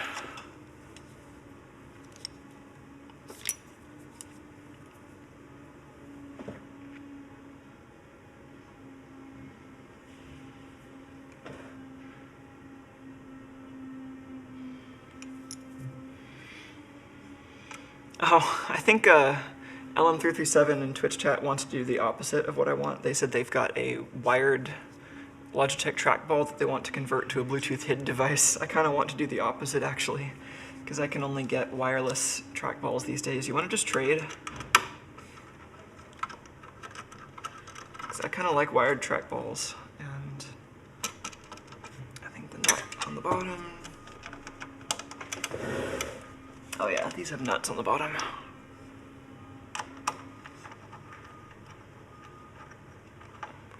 Right, James says the PSU by itself is probably worth almost 20 bucks. Yeah, that seems about right. And this is a nice spacious box, and you can just drill holes in the bottom and put whatever hardware in it you want.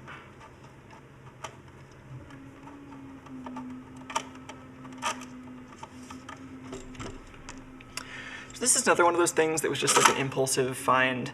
I don't really know what to make a video about related to this. I might just use the parts for something.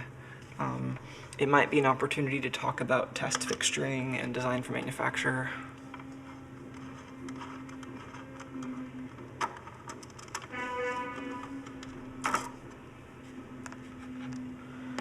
Yeah, I paid like 20 bucks for this one, and the other one, which has more stuff in it than this one, I paid like 40 bucks for.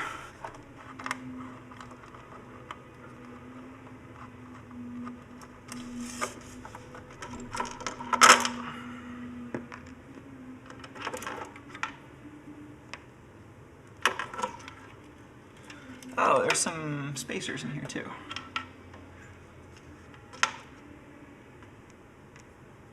Three. I don't know where the fourth spacer is. Oh well, here's the bottom of the board.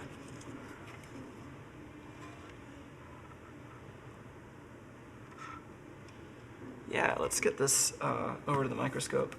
Let's maybe also look at the power supply. I'd like to know what the rating is, even if I end up leaving it in this box.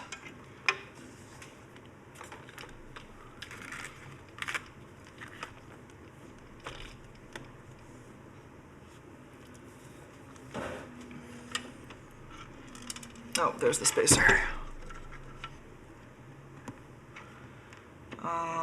Oh, do I even? I do. I have a little baggie I could put those in. I don't know why it's a little baggie. It could be a little bag or a baggie, but I think that's kind of overly diminutive. That's what makes it cute, right?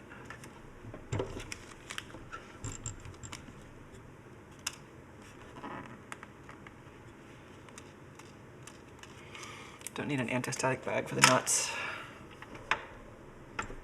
Right. The little kickstand case thing is pretty cool.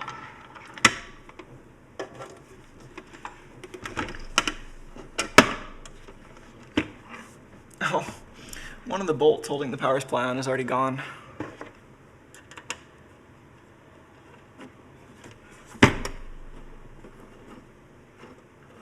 Oh yeah, Alice says the baggie would be cuter if it had cat ears. I agree. That is usually the case. It would be cuter if it had cat ears. Not always, but in so many of the important cases. Oh, this is a TDK Lambda 5-volt 10 amp supply. Wow. This power supply is definitely worth what I paid for this. This is a high quality power supply right here. Name brand and 50 watts. It's a good find.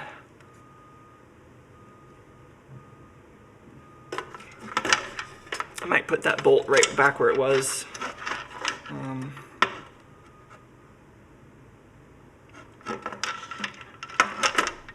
Mounted in a little bit of a sketchy way though. Like I don't know how deep that bolt was supposed to be going right through there. Keep an eye on that.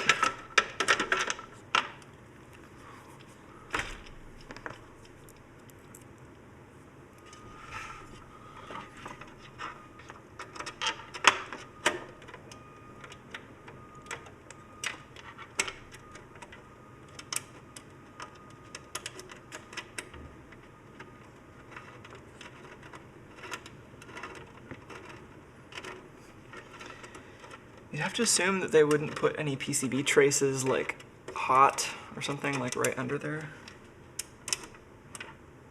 But you wouldn't want to assume that. You would hope that they wouldn't do that, but you wouldn't want to make that assumption.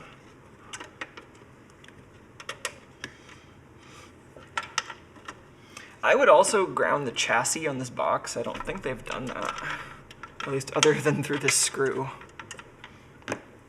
But yeah, good power supply, good box for sure. I'll keep the hardware together. And just everything about this is pretty nice. Like even this button, the button has a flat milled in it, so it only latches in one orientation. It's pretty nice. So yeah, it's got a model number here, put together by Test X, those folks. Seems pretty neat. This is a little questionable as a strain relief, I think.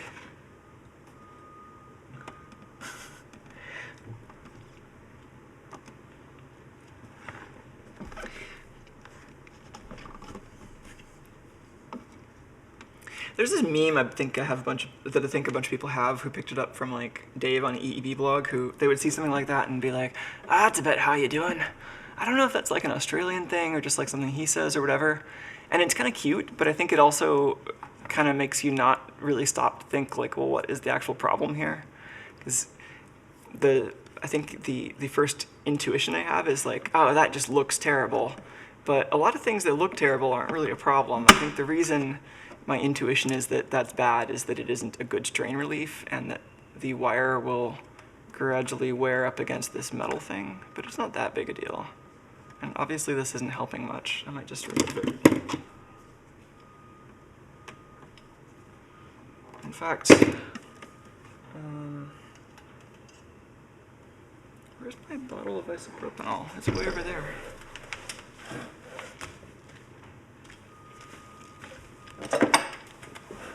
This will just crumble apart with some isopropanol probably.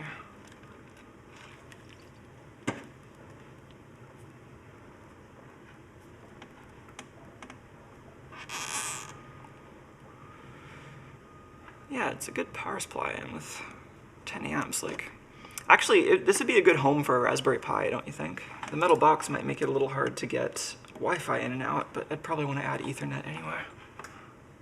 Maybe add an IEC inlet for power, so this doesn't sketch me out. Maybe ground the case. That would be good too. Okay, let's put this aside and look at the board.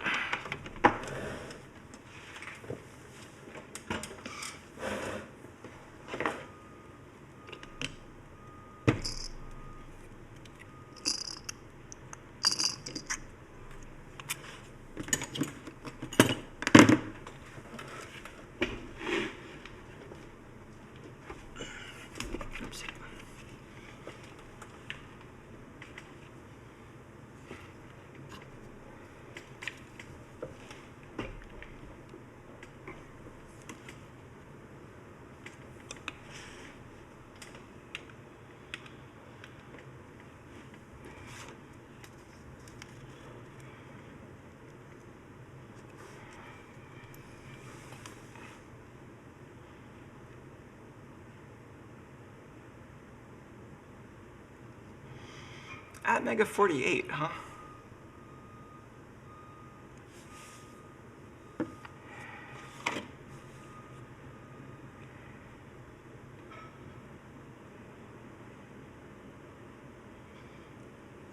So it has 5 of these. This whole thing is just like 5 copies of the same circuit, it looks like.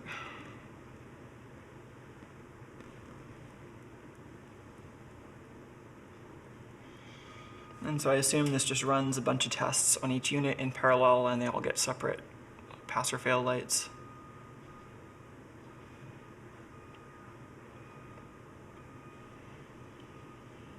Got some power resistors we can switch in and out.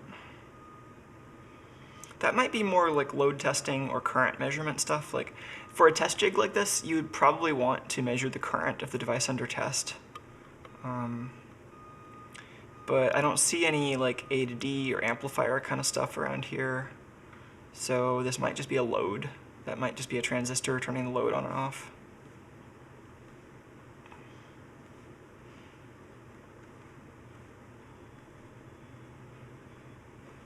It looks pretty basic. And then here's that big field of diodes I was talking about. Lots of solder paste residue from this. Conductive debris, as I would call it. You can't really nitpick about the quality of something that's like built just for testing, though. Like it's always nice when that stuff is shiny, but it really doesn't have to be.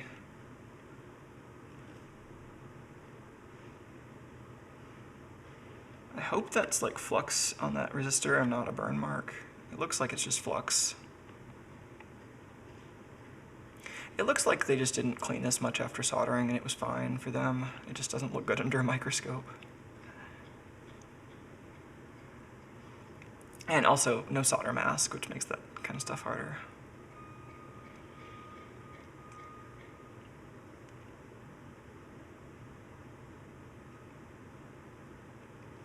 I think these are for driving the status LEDs, the outputs.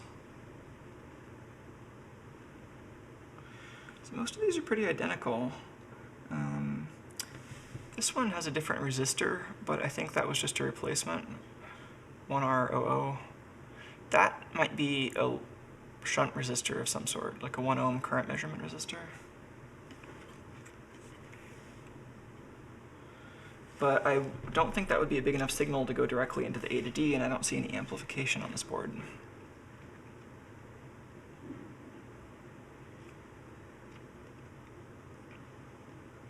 So this section is only populated on one of the boards. It's got this copy of the circuit. It's 74A HCT 140, I think. 14, sorry, 14D. That's inverter, I think, or not an inverter, but like, what is 7414? Is that a buffer? It's something like a buffer or an inverter.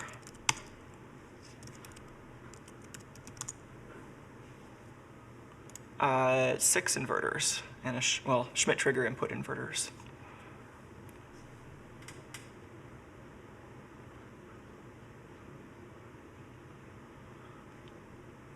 I think that's where the front panel button was attached. I could check the video to be sure, but I'm probably not going to be assembling this thing like the way it was originally designed to be used. I'm probably just using the parts. So yeah, this board itself probably doesn't have that much that's useful on it, but we could see if we can program / read back these atmegas. Let's see, what do I have that would be easy to attach to this?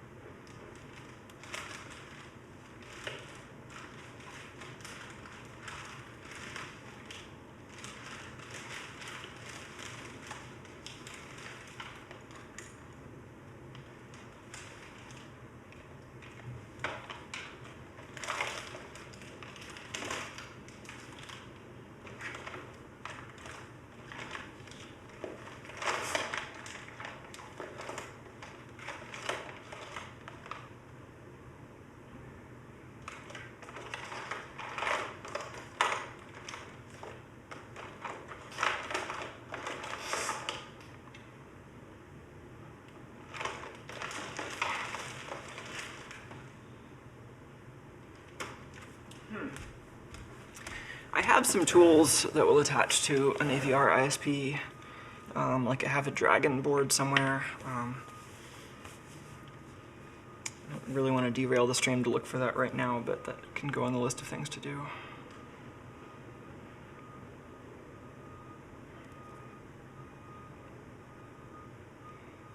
Let's take a look at the other box while I think about where I might have put that AVR programmer.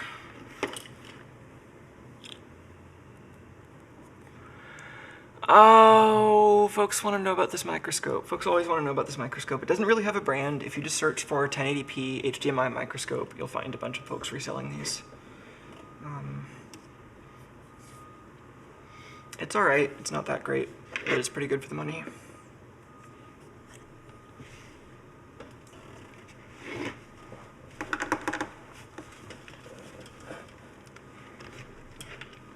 Alright, let's bring the larger one over here.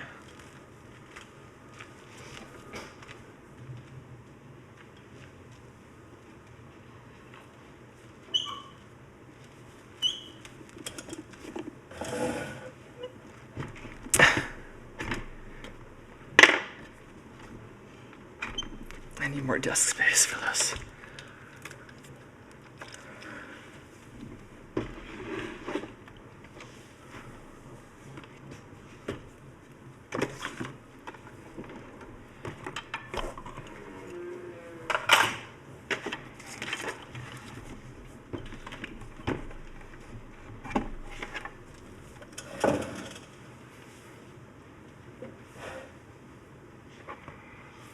Yeah, this thing is kind of intense. This was apparently used to test the LED drivers and the accelerometer and the Hall effect sensor. And this runs off of a smaller power adapter. This is 5 volts, 2 amps. Very dusty. This vise is the Heiko Omni vise. It is much heavier than it looks, and it just grabs onto the board pretty much anywhere.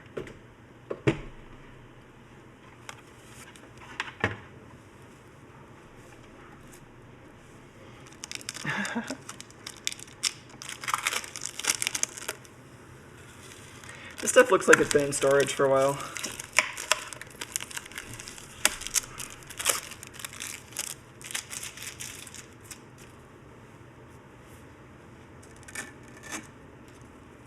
Alright, I think this is just a leash. I think it's just a magnet on the end of this.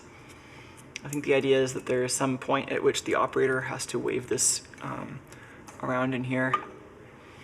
The guy who sold me this was telling me about how the test worked. Like, you had to like stick this in at some point. Oh yeah, and there's some switches up here that say passive acceleration, magnet active.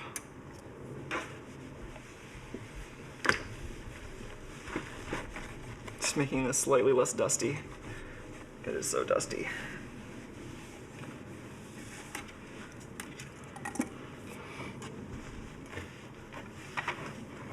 There's a USB cable coming out of the top for some reason.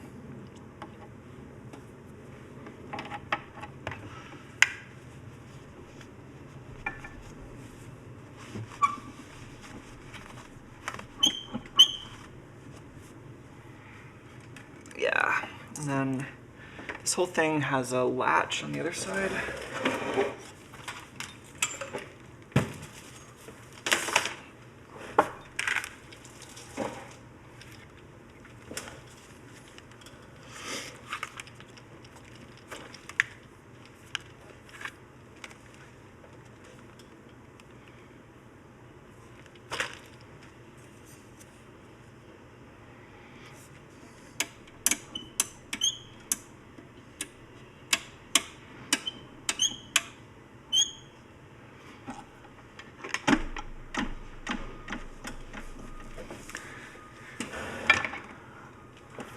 So yeah, it's got a flat on one side here that's been milled down.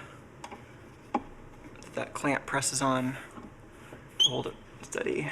But otherwise, this wheel on the other side lets you swing it around.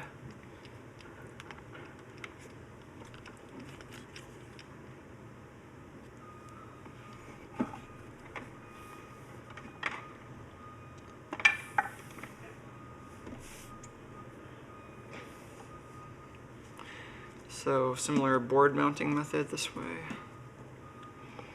Looks like there's some tapped holes up here too. That's nice. Oh, regarding like vias on circuit boards, homemade circuit boards, via rivets are definitely a thing. I've not tried them myself, but I've heard from other people who've had success with them.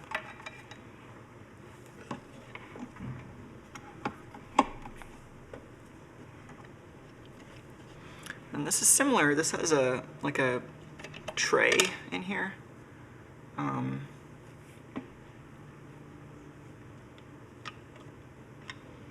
So there are different positions this fits in. I don't know why. Maybe there were some different alignments that they needed.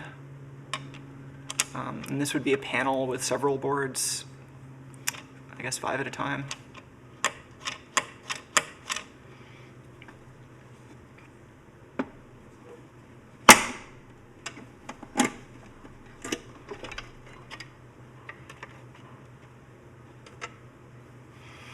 This one's a lot more complicated.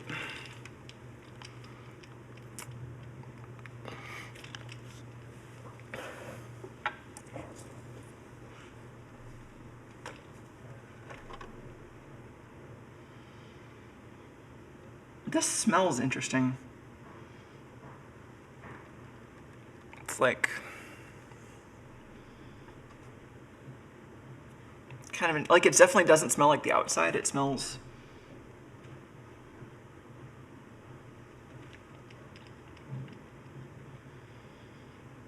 I don't know, kind of like this weird mixture of like oil and flux and like new plastics and stuff. So it doesn't quite want to open all the way. I think these wires are too short. These bottom plugs next to the LEDs, so this one's already come loose. Those go to these lowest pogo pins. Looks like 4 pogos and then 2 pogos. Making a little bank of 6. This looks like the same kind of AT Megas. These have all got rework. And then there's like some TI chips over here. This board is interesting. Should I take this one out too? I kind of think I should take this one out too. There's a lot more wiring on this one, but I don't really care about keeping all the wiring in the right places on this one since I'm not really testing the original device. And we'll at least have some documentation on video for where this stuff goes if it matters.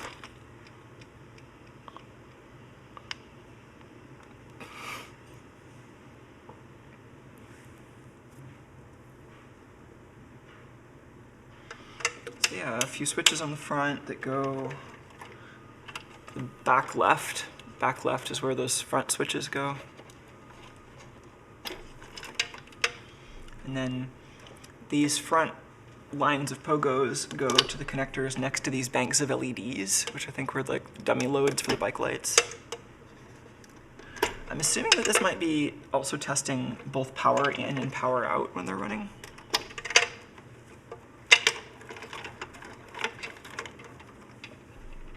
Alright, so that was all the LEDs. What's next? The very next bank of pogos, like right behind the LEDs, go to a little 4-pin thing that is plugged in right next to the processor, this is also the next connector up. So far they're in the same order. So far the order matches.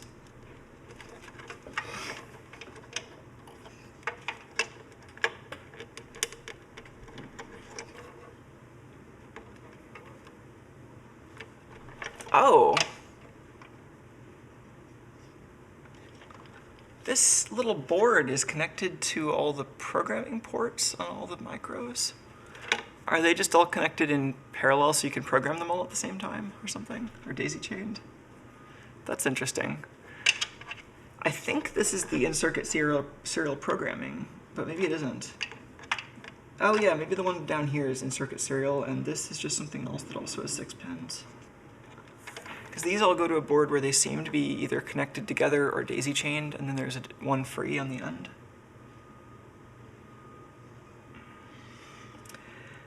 My guess is that this might be serial port. Maybe they're daisy chaining serial ports, and maybe that works with some kind of bootloader that they've got installed. I'm taking those out from these connectors right next to the AVR. Those are the only ones that are dual row. The rest of these connectors are single row.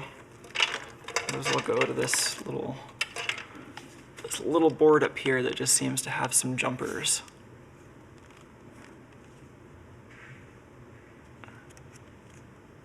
That's interesting. And then this one at the very end was dangling out. Like you could plug it into something off board.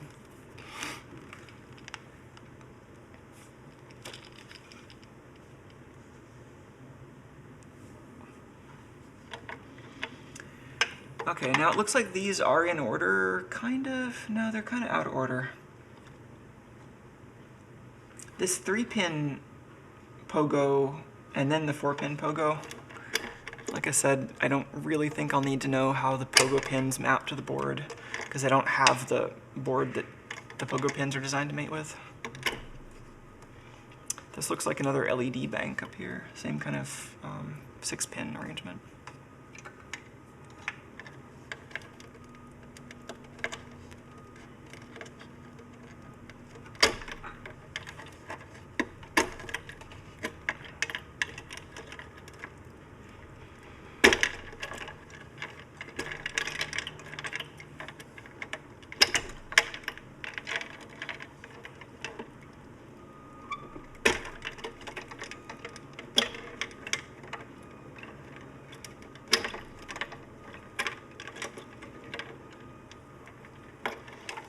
Oh yeah, sorry YouTube doesn't let you post links into chat.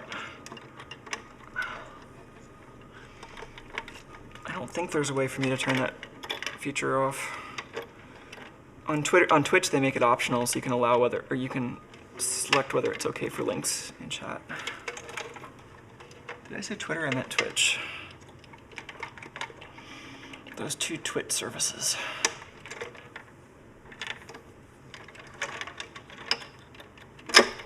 There we go.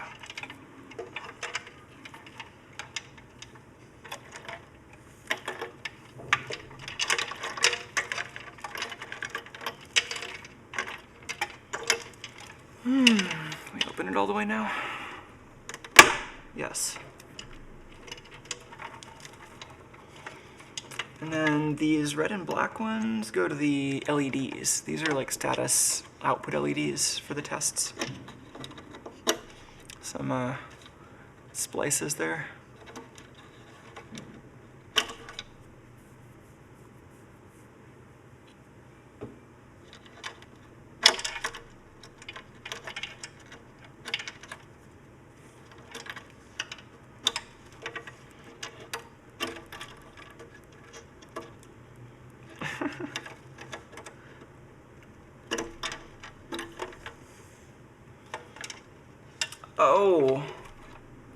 Oh, geez.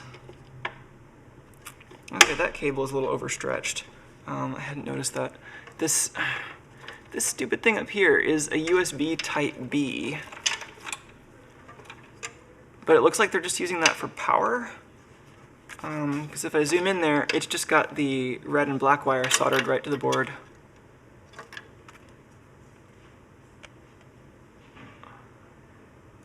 So, I don't know, maybe someone wanted to charge their phone off the test harness.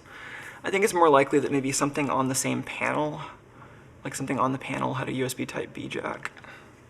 But I kind of assumed their product wouldn't have a USB Type B because it's like a bike light, right?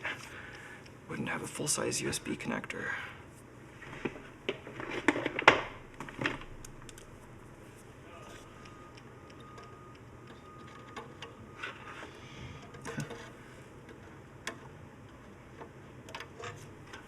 Leave a little hint about where the red and black went. If this was for charging, I don't know why there would be only one of them, and I don't know why it would be a full-size Type B instead of Mini B. It's just weird that there would be a single USB power cable coming out of this. But that's what we got.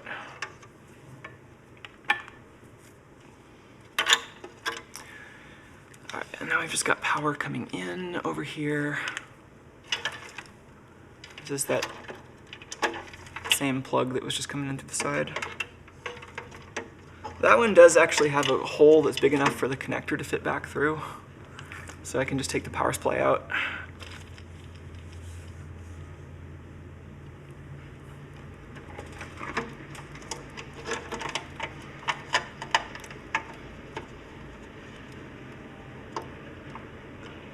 Oh, maybe. Did they take the bottom? They might have taken the whole bottom of this case off to get this plug through, actually. Oh, I think that's what I need to do too. Okay. Well, we can get this board out now.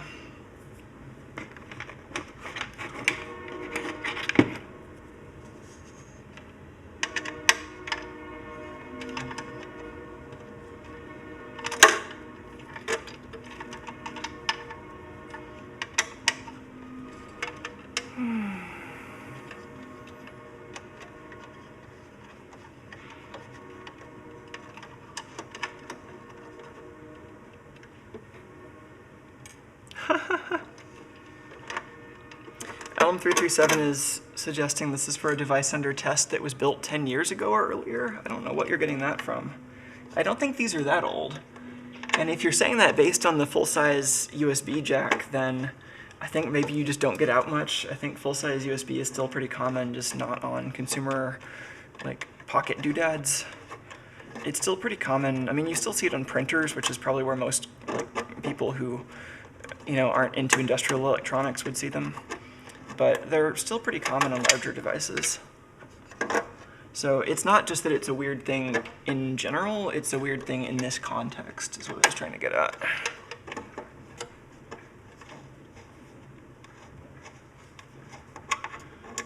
Man, the YouTube is so low frame rate. I'm wondering what could have even gone wrong on this side to cause that.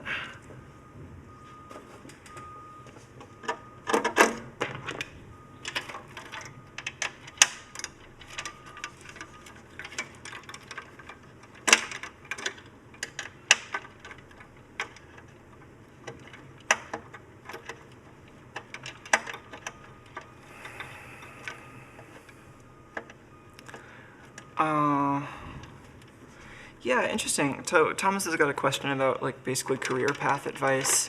They like doing and building random things, and they're not sure how to get into a job like that. I mean, I think that's a huge open question that a lot of people deal with, is like how to get a job that, isn't too far out of line with what you actually want, right? And I don't know. I mean, I don't have any, like, easy answers, because that's not an easy problem. It's a problem that I think a lot of people struggle with, if not everyone, through pretty much their entire life. Like, if they're actually trying to get a job that they like and keep doing something that they like, then it's a struggle. And if you're trying to do something that even isn't, like, especially harmful, that can be a struggle sometimes in some industries. And then the question about, like, what kinds of education you need, though, like, I don't know. I mean, the particular path I went down, I didn't get the impression that having, like, grad school or additional higher education might have been useful, because I found the college I did go to pretty unhelpful for the most part. But that really depends on just what the rest of your career path might end up looking like. So there isn't, I don't think, universal advice about that. These standoffs are stuck. I'm trying to get them unstuck.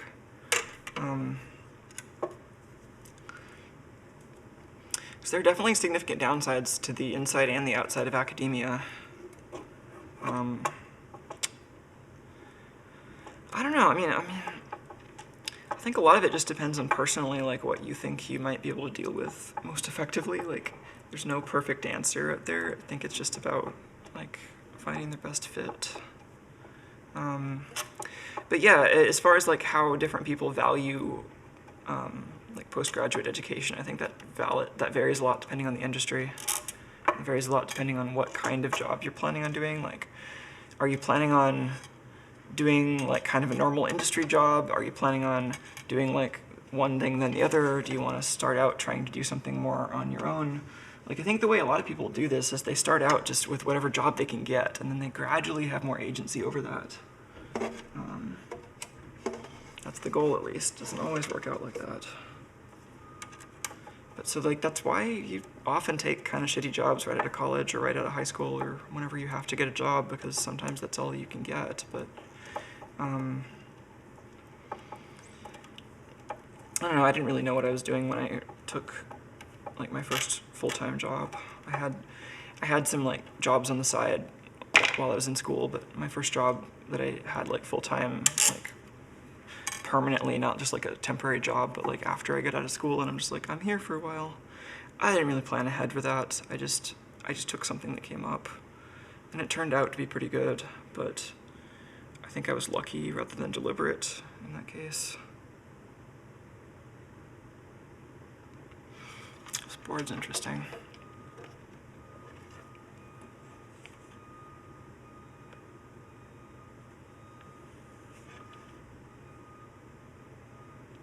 But yeah, I mean, I don't know what I'd recommend, because like I'm not you, and there's a lot of different factors. But yeah, I mean, it can be really good to have a company you're working with and like some people that are on your side and some coworkers, and like that can all be super useful, especially if you're just starting out. They can also start to seem like more of a liability, and you can maybe end up wanting to do stuff more yourself and on your own. And there are ways to make that happen. Like you can ask for support with Patreon. You can try to do something on the internet that just, like, there's this whole category of just trying to support yourself by making money on the internet that is broad and just involves a lot of different things, a lot of which may or may not actually work that well, but there's a lot you can try. Yeah, I don't know. It's a hard question, and it's something like I'm happy to talk more about, but I'm also feeling a bit lost on it myself too, because I feel like sometimes I stumble into something that works, but I'm not really sure, what to do beyond that. Like, I mean, technology in general feels like this, almost like a dead end in a lot of ways.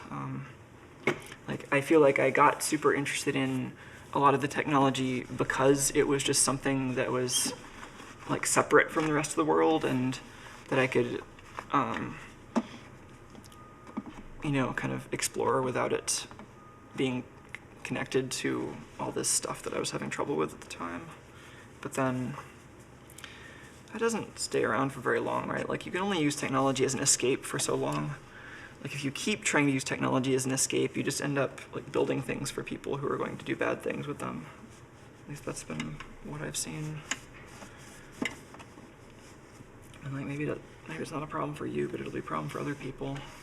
So it's like there are these difficult questions of how to do something sustainable for yourself and the people around you when it comes to tech, and I think that's one of the most depressing, one of the hardest, and one of the most useful things to think about when it comes to technology. I don't know if I have any more empty bags here. I'll get another empty bag for these screws.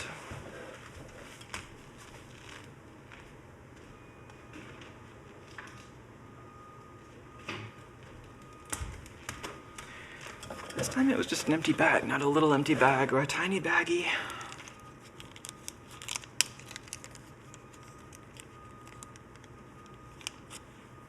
Oh, sorry, did we drop off briefly while I was just rambling there?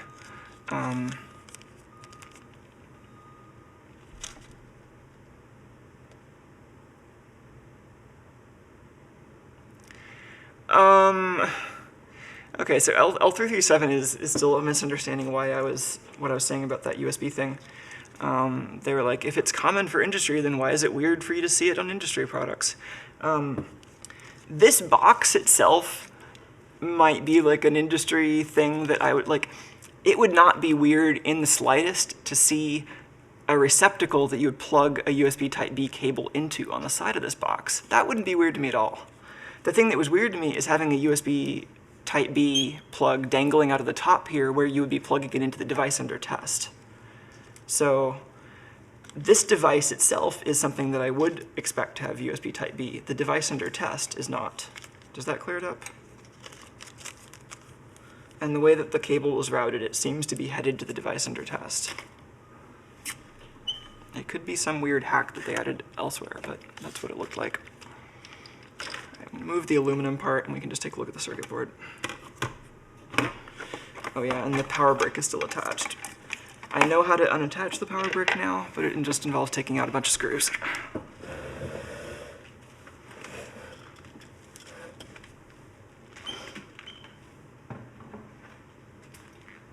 I had to take 2 trips home from the garage sale after I got these because I could not carry both of these objects at the same time.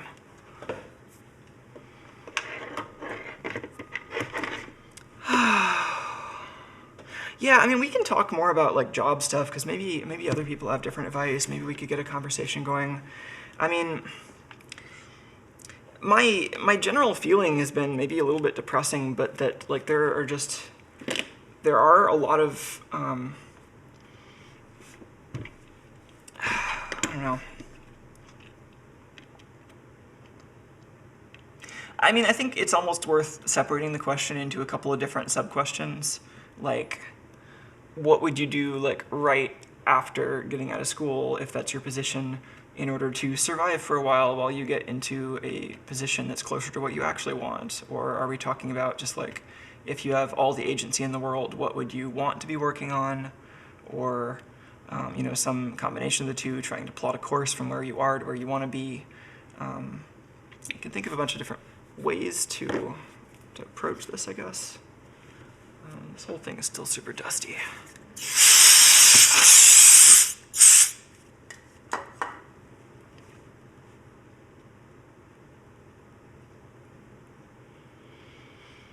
Wow, that is a... There are two of these chips that are a little bit strange looking. What is that, like a wide SO package? Oh gosh. You know what? I keep complaining about this camera arm, and there are actually two different styles Manfrotto makes. There's this one with the lever, and then there's one with a knob. And I actually just got the other style in the mail.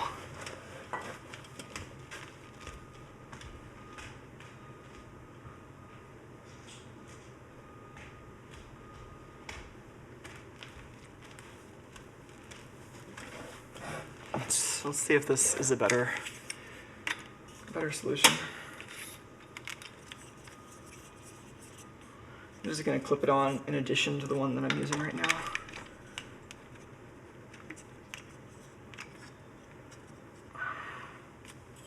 So, oh, that's already so much nicer. I can already feel my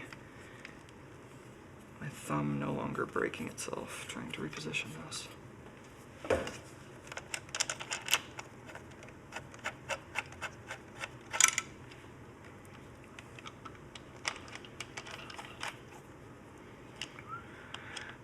Leo's asking if I'll do a teardown with the old arm. How deep do you want me to go? I mean, I've taken parts of it apart before. Oh, this is kind of nice.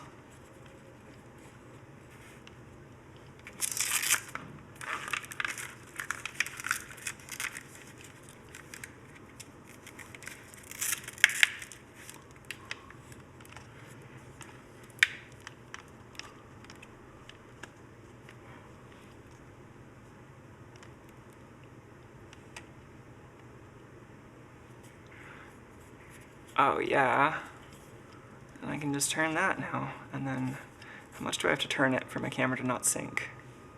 About that much. Oh, that's this one needs tightening. Yeah, hopefully it stays, that's what I'm thinking too.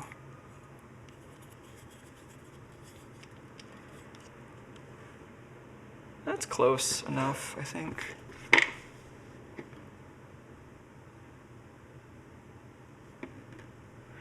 Get some more lighting on these chips.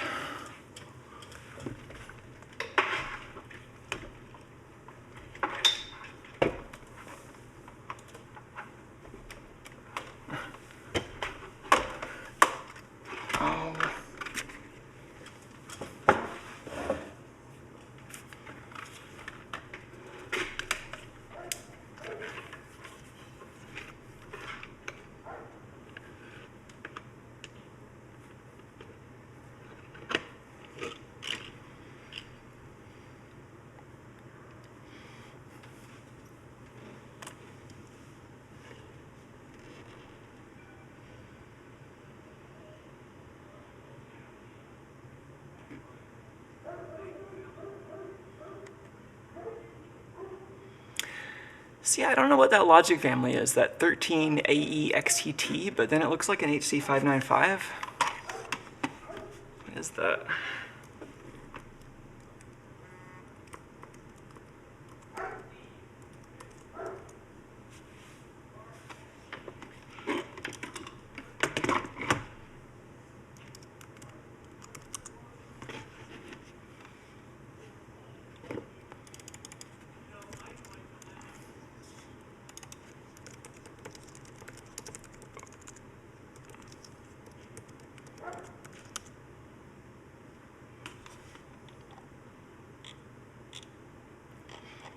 searching for that 13AE-XTT and not seeing it, but maybe we should go to the microscope anyway.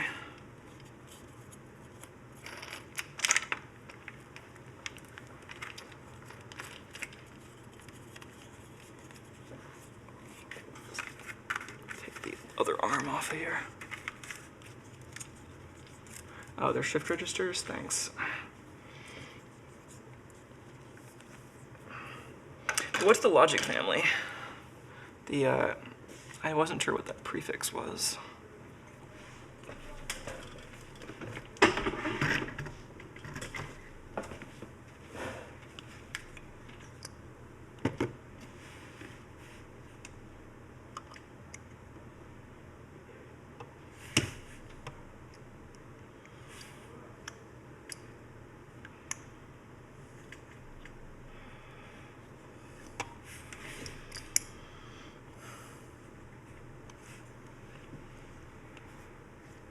Yeah. XTT. What's going on there?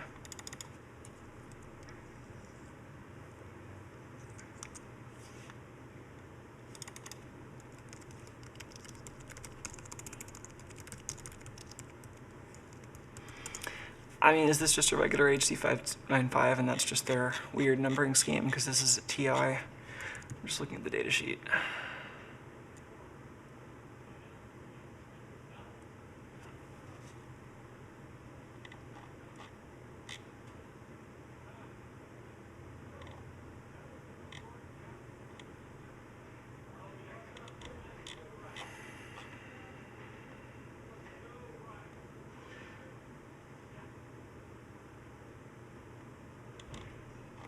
I assume some of that is like package code, but it's not familiar to me and it doesn't match what I'm seeing on the data sheet.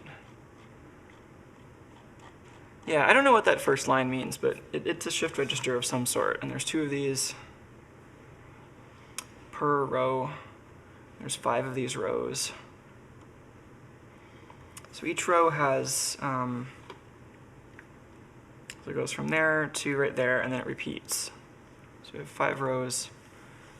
And then the column goes red and white LEDs, and then that's the header that was not connected, that little one. That's the header that was.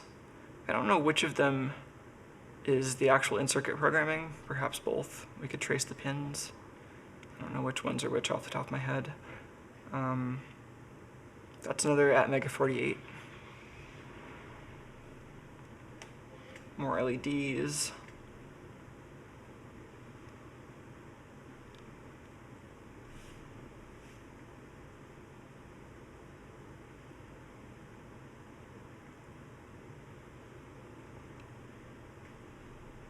Some unpopulated spots for those 6-pin things. Might have been some kind of driver. And here's the shift registers, 6-pin thing. Maybe just a inverter or a buffer or something. Looks like 2 power pins and then 4 signal.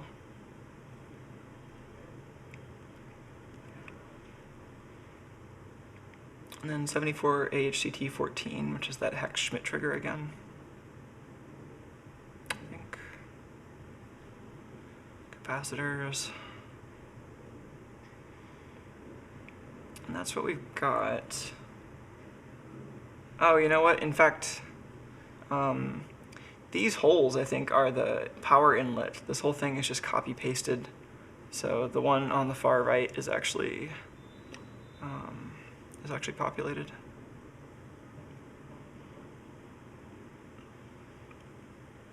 And what is the routing like between these on the back?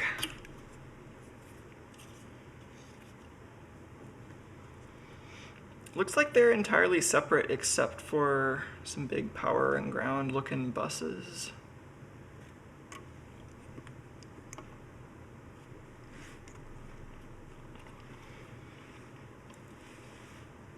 So, let's see. This is the boundary between 2 modules right here.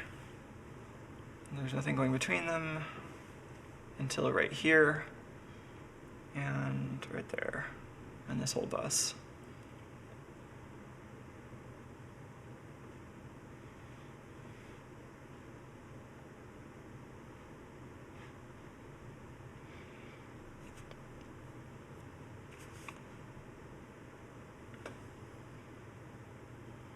So that is the positive pin from the power. This is an electrolytic cap right here, this thing. The negative is going up here. Oh, and I think that's going to be connected to the front panel switches.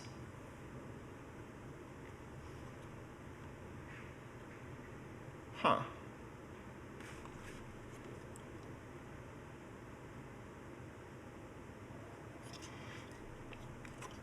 Just like critiquing their PCB routing now. It's like, how does the route even get down there?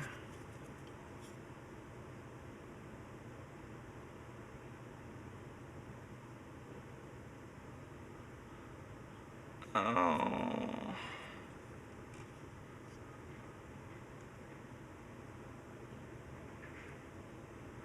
Yeah, how does ground get down there? I think there might be a current measurement or power switch circuit over here that ground goes through.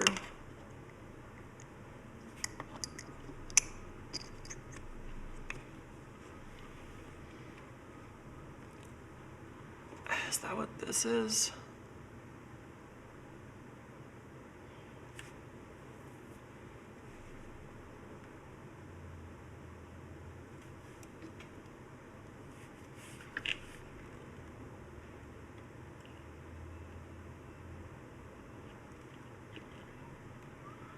PA15C maybe, or 16C.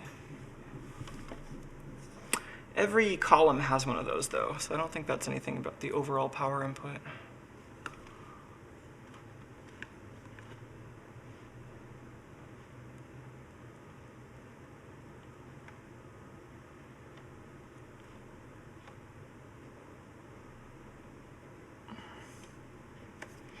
Yeah, weird.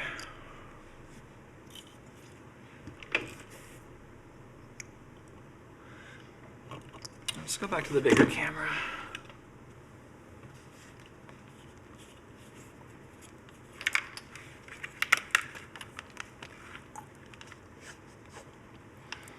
So yeah, that's what it looks like from a little further out. It's not quite clear to me how ground actually gets to this bottom rail, but I think that's ground.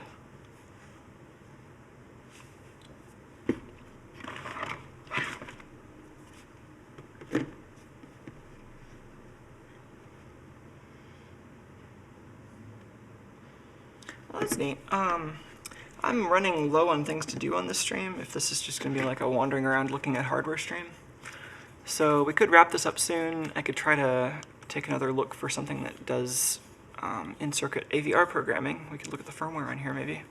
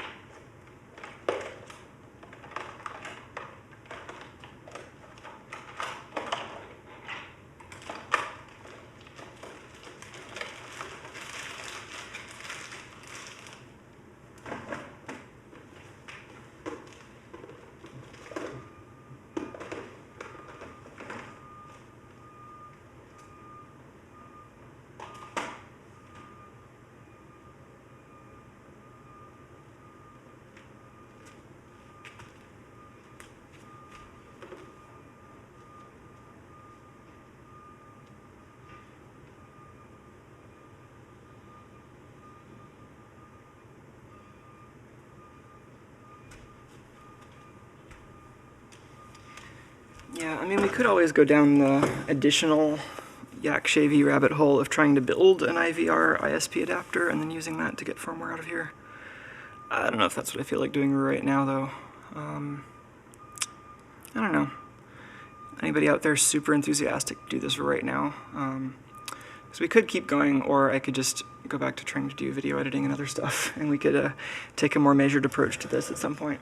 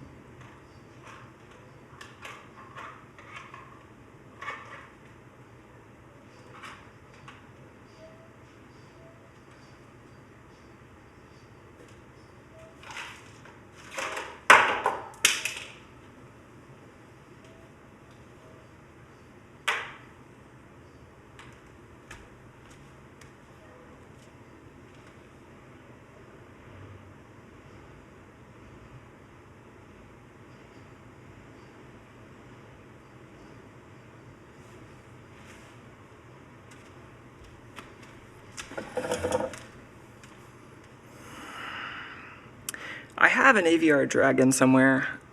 I can't remember if I misplaced it or if I let somebody borrow it at this point.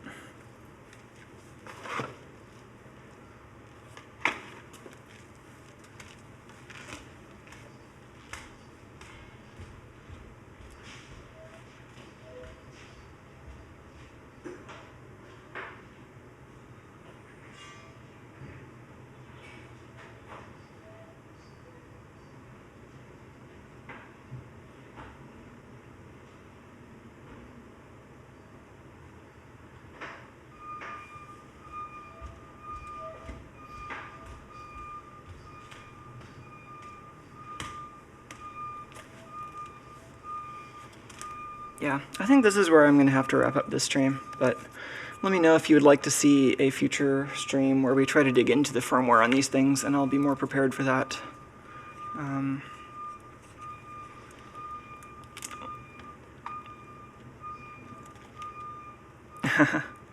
Yeah, I think it might be fast. I agree, it might be fast to just try to hook up a Raspberry Pi or something.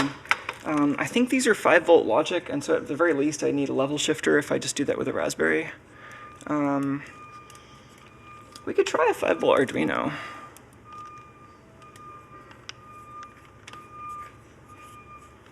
Pretty sure I've got a 5-volt Arduino handy. I guess I'll see if we can try that route.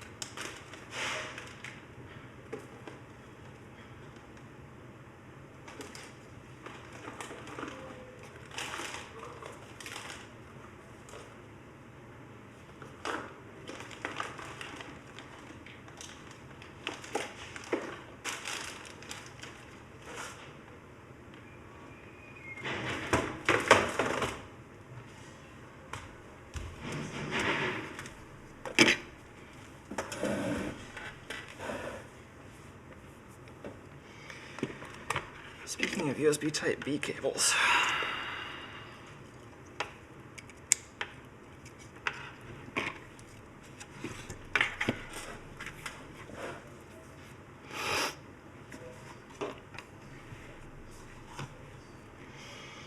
Yeah, I guess there's also the part where I'm sick and I probably shouldn't stream for super long today. Let's make one basic attempt to do AVR or Arduino ISP, and if that doesn't work, then, or if that does or doesn't work, I'll call it a rest. I mean, I know if we get the firmware out, we're probably going to want to take a quick look at the binary, but I don't want to go that deep into it.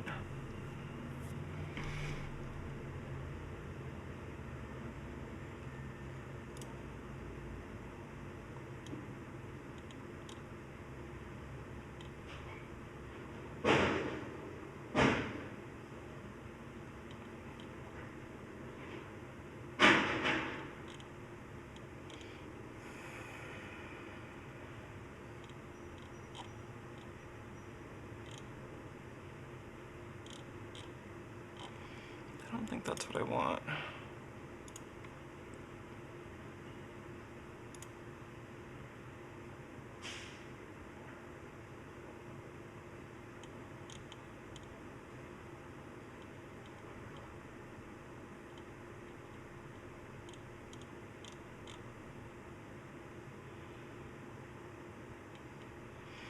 Oh, is this using the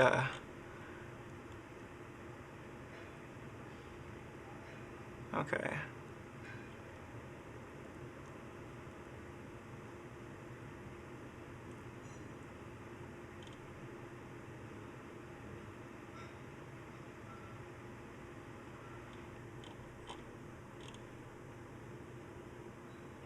Yeah, that is handy that they're using the same pins in each case, except for, I guess, the reset, of course, but this is what we're doing. How convenient.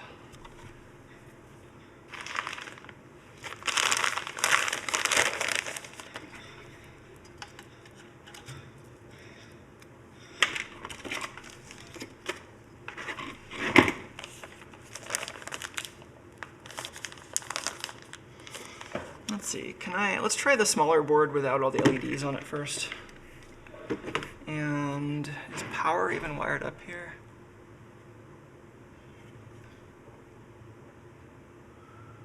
First job is, what orientation do these plugs even go in? Looks like it goes like this. Pin 1's up there.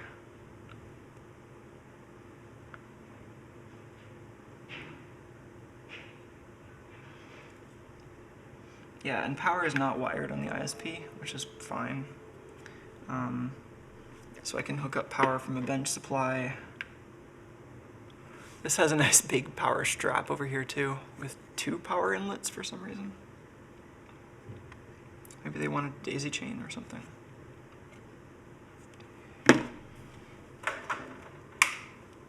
So let's get a bench supply. And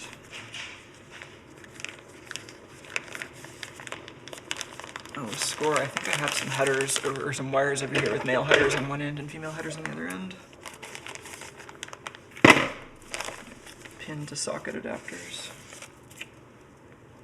Let's try that. And I just need 5 of these.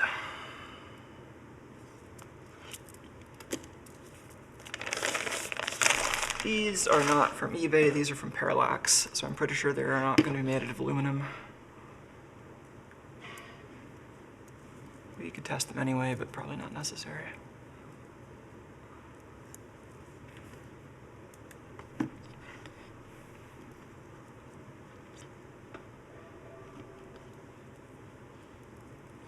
So ground, and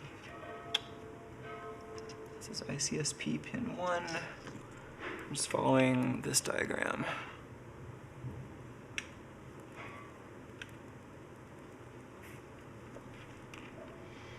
Now it's going to Arduino pin 12.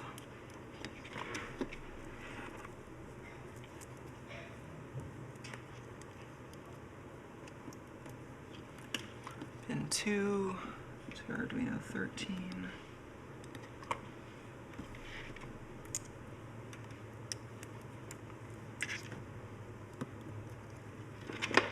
Pin 3 to Arduino 10. We're skipping power already hooked up ground. That leaves pin 5, which is going to 11. Alright, so now I don't even know if I have Arduino on this PC. I guess I do.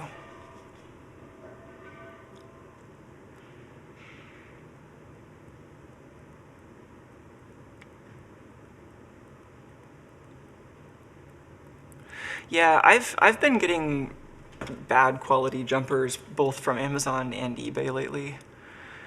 And it just seems like there are a lot of sellers out there that sell bad stuff and not a lot of ways to figure out that the stuff is bad other than buying it and then eventually writing a review, and it just like gets lost in the noise.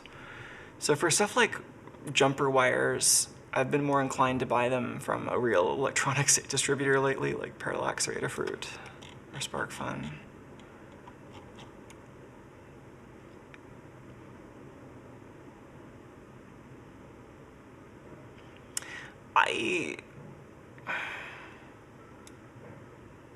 I actually don't want to use this to program anything. I just want to get this to program the firmware on the Arduino I'm using as an ISP. It'd be cool if I could use like AVR Dude.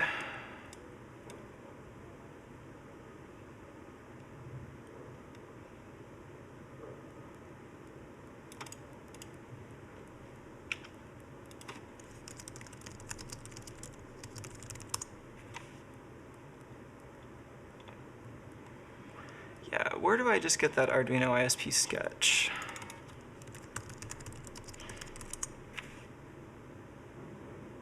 Ah, examples.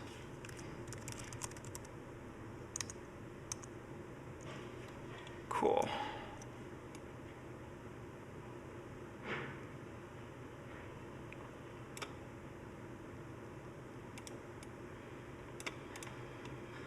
So I assume, does this pretend to be an STK 500? Oh, an AVR ISP, cool.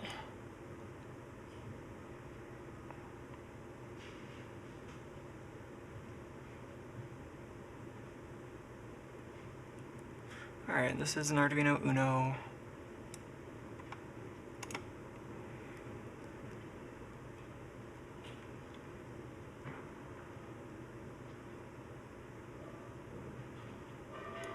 Okay.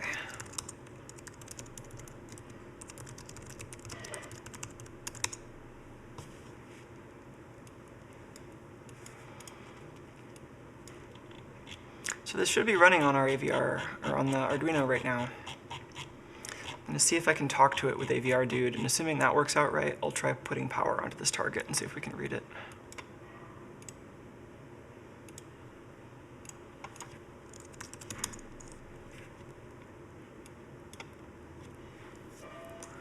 All right.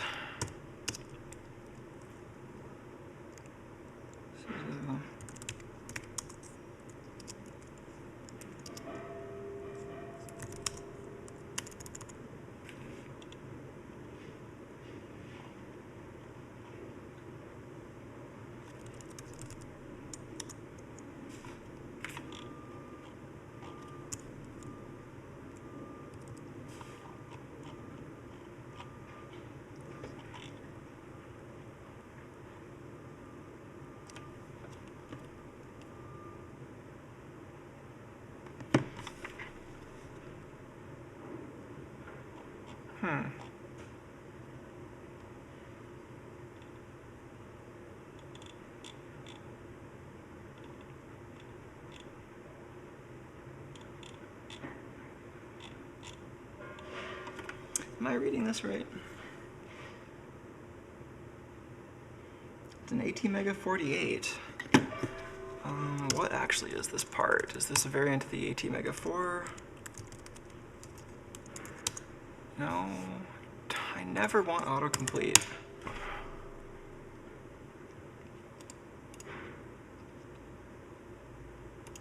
Oh, it's the same family as the 168, just with less memory.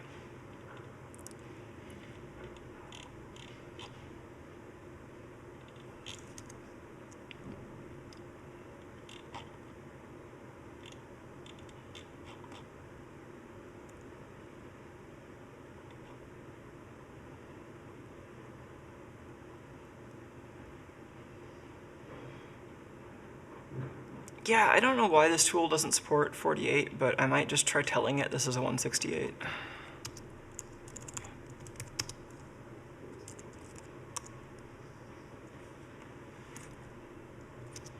Alright, now I just need to go to serial port.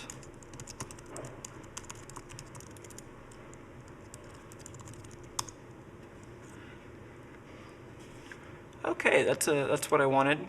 So it can't read from the target, but that's fine because I don't have power. We are talking to the AVR ISP device that's running on our Arduino now.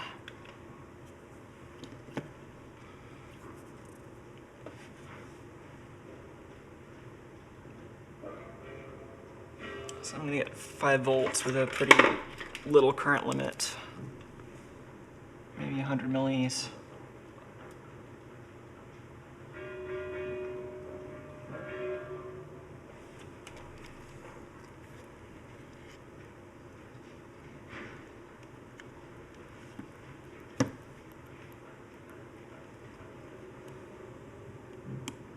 Alright, it's drawing 30 milliamps at 5 volts.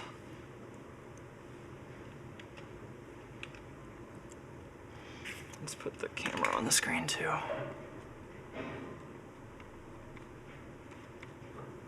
Where am I?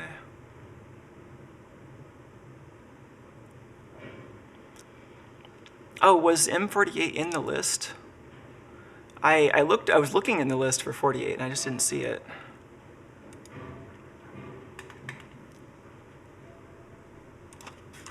We could try 48 here, I just didn't see it in the help. Oh, okay, guess it works. Maybe that was an abridged list, or did I just miss it? Oh, there it is, I just missed it. Cool.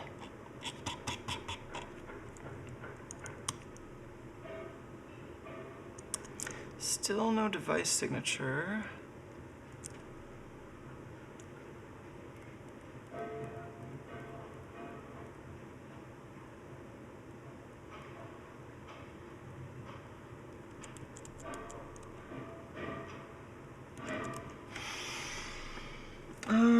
Double check my wiring here.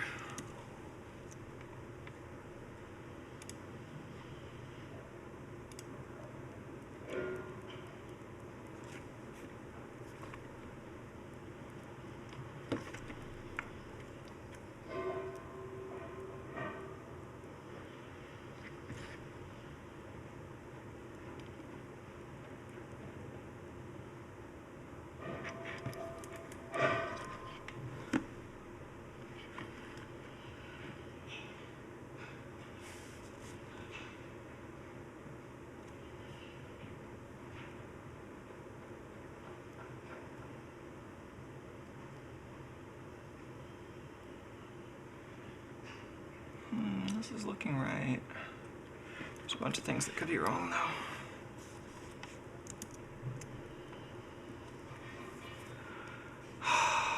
Well, we could look at the trace on the O-scope.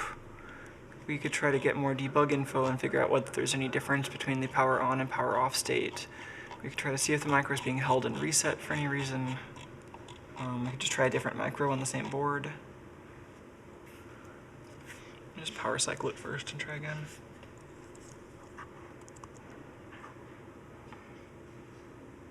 No.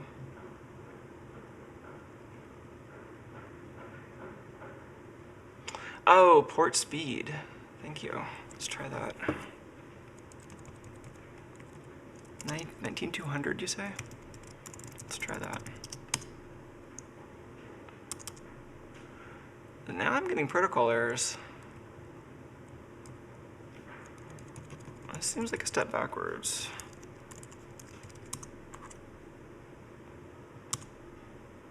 See, we're talking to the device just fine. It's just not talking to the other end. So, this looks like a problem with the target. Like it's just not running. Like it's held in reset. Like this processor is doing something wrong. I don't know.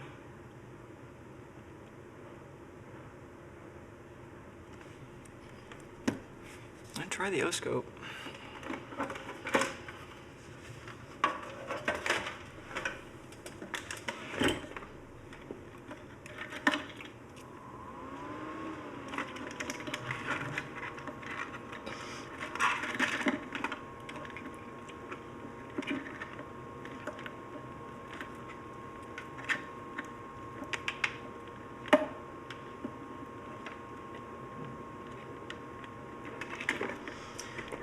Tuco is doing such a good job of hiding while I'm streaming. Maybe I need to set my stream schedule around, around Tuco's playtime schedule.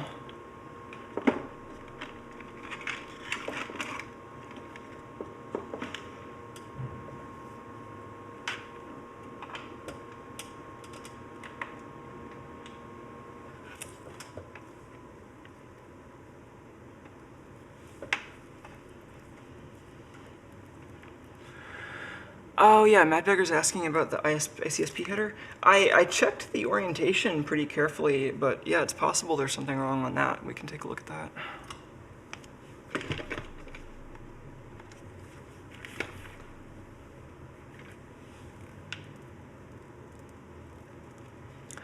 No, it certainly could have the protection bit set. I would expect a different error though. I don't think that completely disables the ICSP port. I would find it really unlikely for the factory test jig to have the ICSP port completely disabled, even if they have code protection, you know, code protection, like code readout protection enabled. So I strongly believe that there's just something I'm doing wrong here, or some brokenness that is not actually part of the design. But I don't think we're hitting like a lockout yet.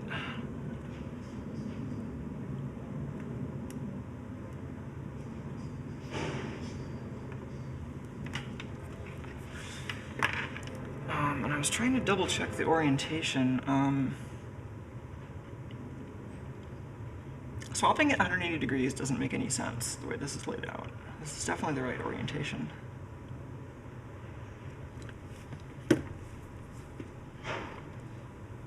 I mean, maybe the pinout is non-standard, but it looks fine.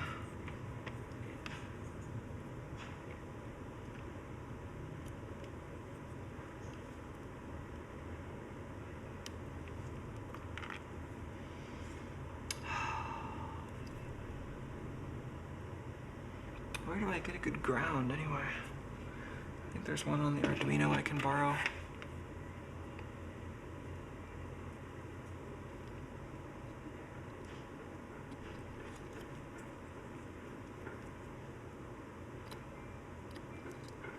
Huh.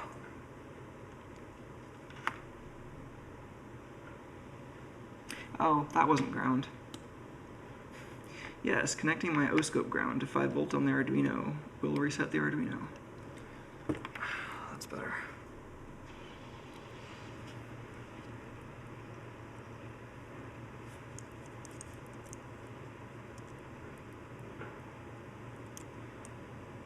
That's pin 1. I'm seeing some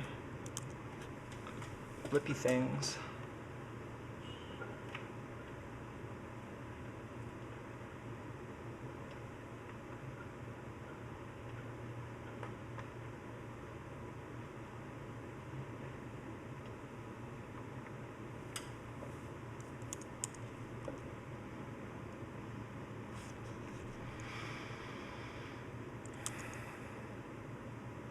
So what pin is that? This is pin 1.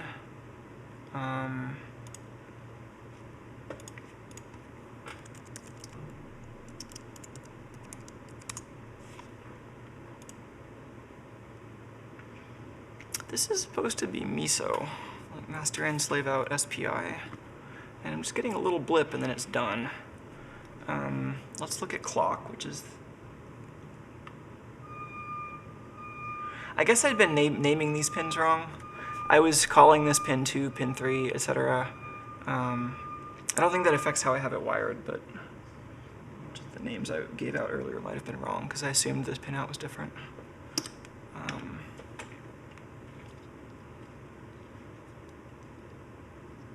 So let's try clock.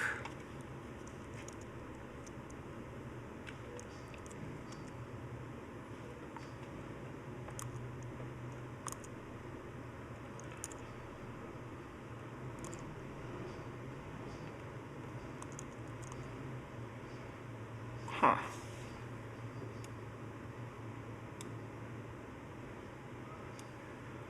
That doesn't really look right, does it? That's supposed to be clock.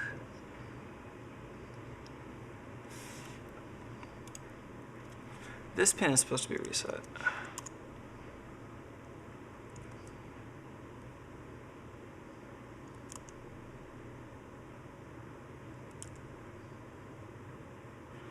Something is not right here. Why do I have positive pulses there?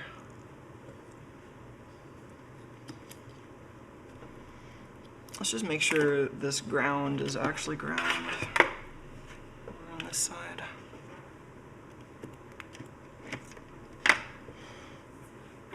We can also just buzz out the ICSP port to see if it's going to the right pins on the micro.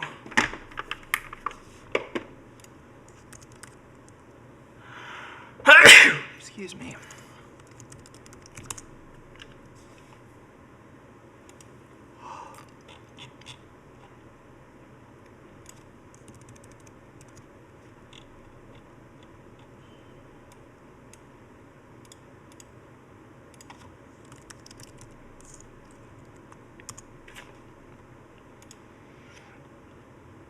Yeah.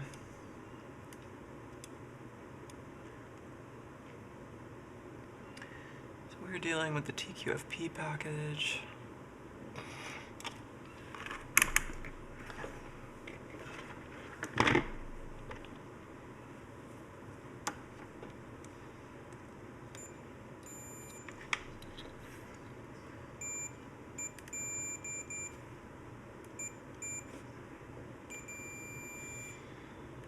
Yeah, that's ground right where I expected it to be.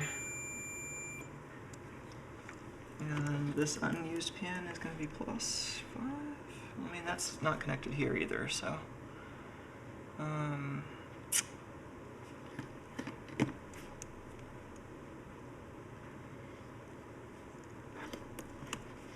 be right back.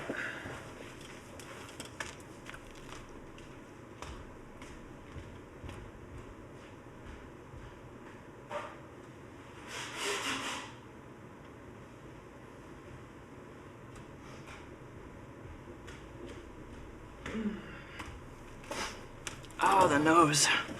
The nose is always so full. All right, let's buzz these out. Miso.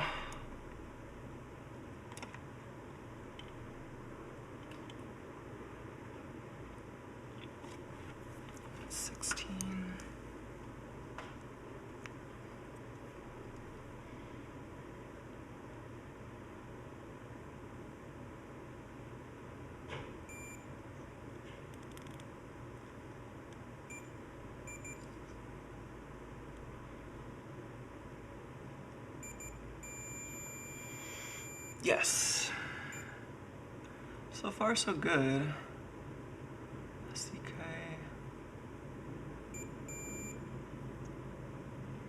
Reset. I might just try a different processor on here. Which one's reset?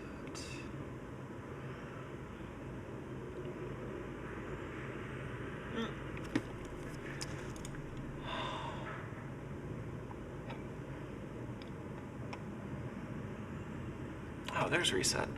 29.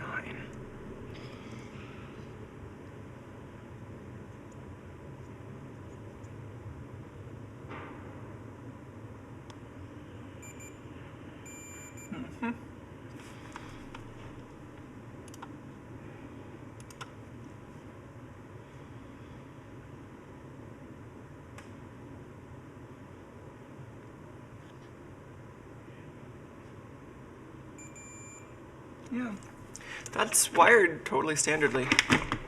Let's just try a different micro. Maybe there's something wrong with that one.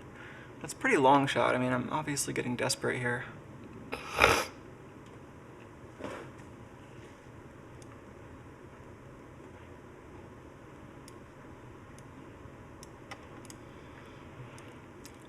Joseph is talking about how there is a mode that exists that disables ISP.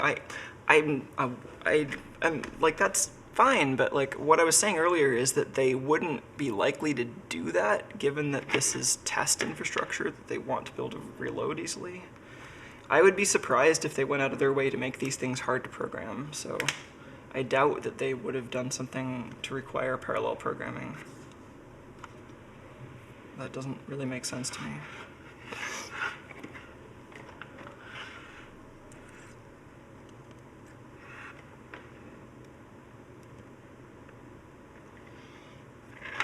Alright, let's just try this again. 60 milliamps. Yeah, it still doesn't like that device. Let's try a different device.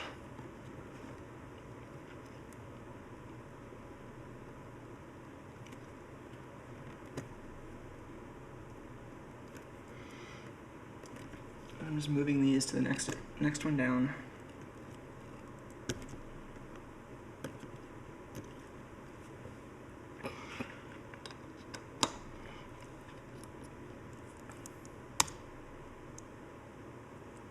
Same results.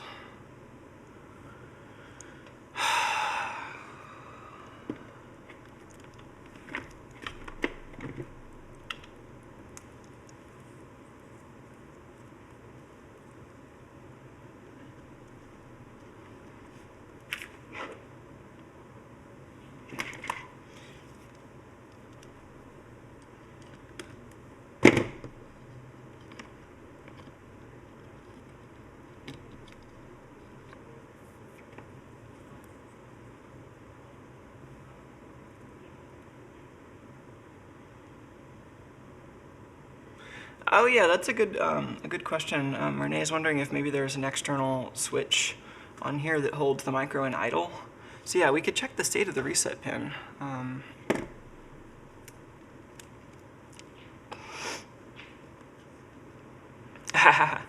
Illicus says they had the stream on while they were unbricking an Arduino, and suddenly there's an AVR dude on the screen that isn't theirs. Spooky. Alright, so reset pin is over there, 29.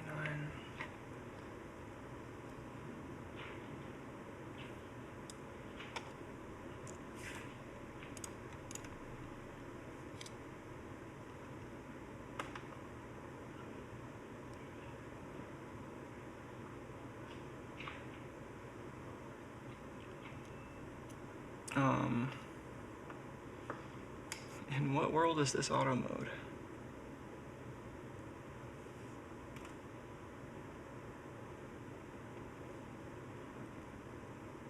Oh, I'm just going really slow right now.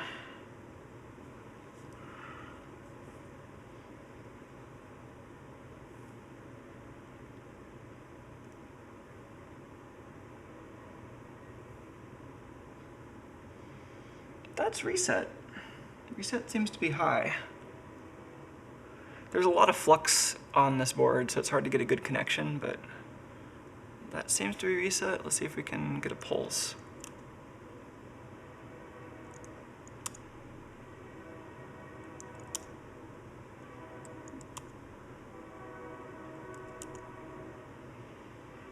Can't quite tell if that's intentional.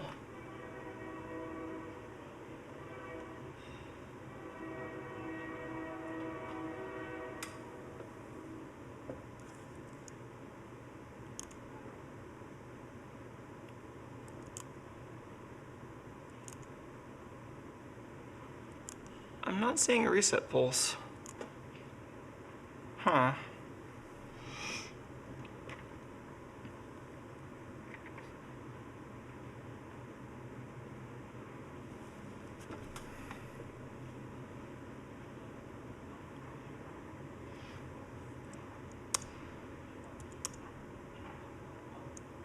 Oh, was that a reset pulse? That's a reset pulse. And then there's a positive going something or other that might be crosstalk.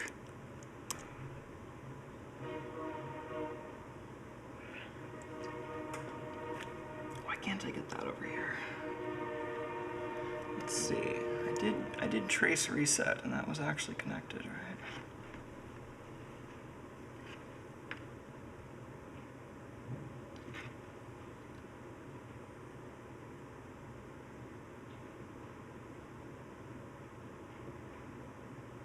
Oh, there's a bodge on the reset on this board.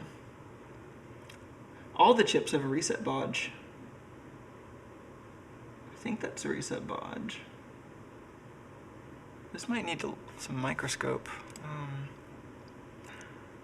No, that maybe is an interrupt pin bodge. Let's look at the microscope.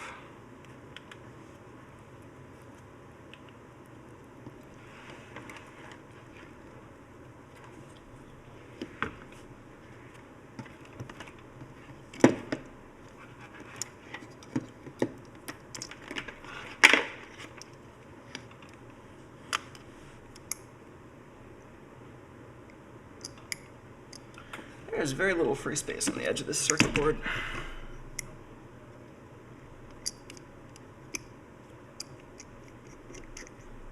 A little room to grab onto it over there.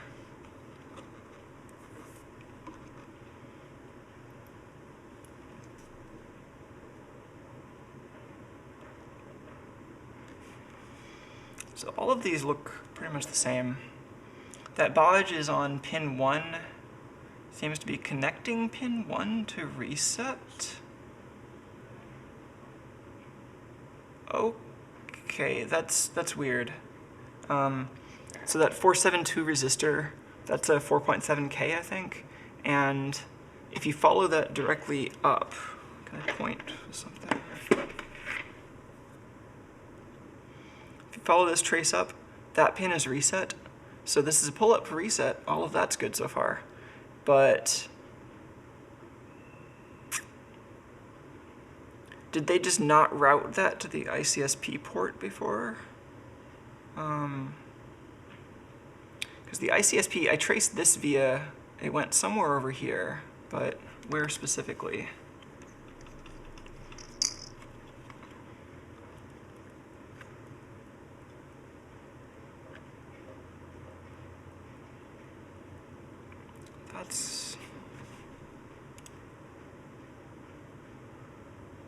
Yeah, so ground is that one with the thick trace, and reset is right next to it. So I guess that's top side.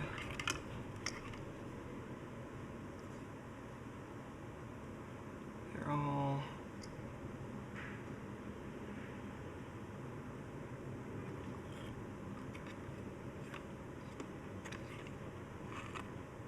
So it's this, it's that via?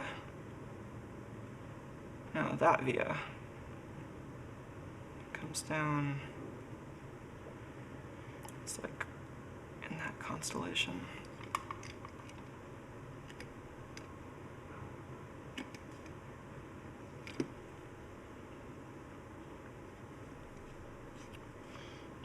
I think that's under the chip.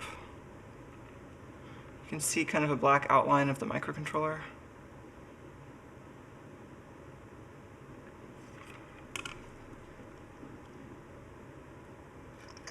Well, let's just buzz that out with the multimeter and see where it goes. Because yeah, it's possible the reset is weird on these boards.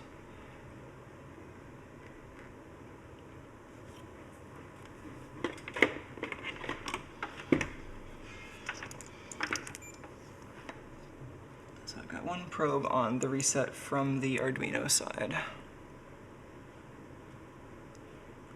It's definitely going to be this. Really?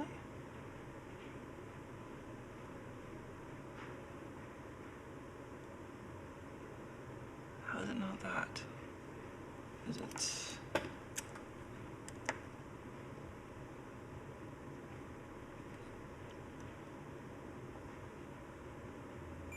Oh, there we go. Oh, you know what? Maybe I'm making one mistake in my test setup here. I was probing over here on the Arduino Uno, making an assumption that that middle pin on the ICSP was wired up the way I thought it was. I think that might have actually been unconnected though. I think I need to actually slide in between these pins and the Arduino. That's a problem with my test setup.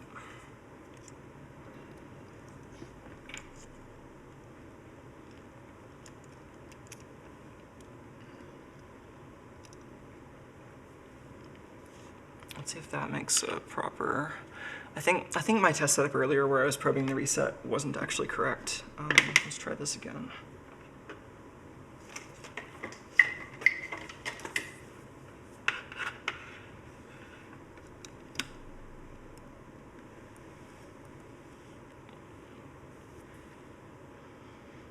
That's not a happy level for reset to be at, no matter what's going on, right? Oh, the device under test is not turned on.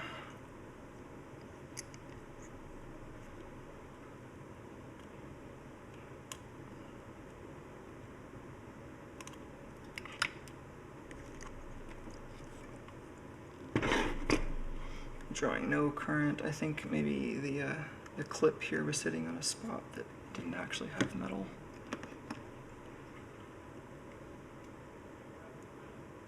There we go. That's target reset.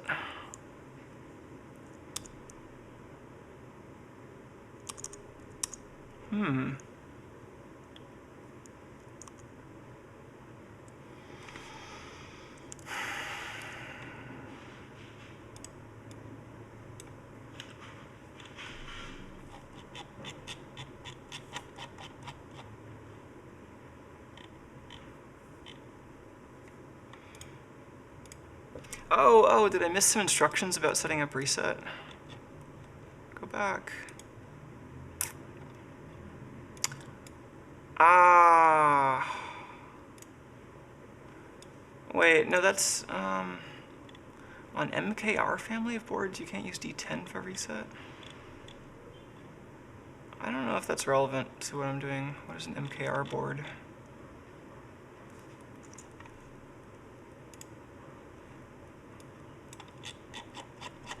Let's see if reset is still set to 10 here.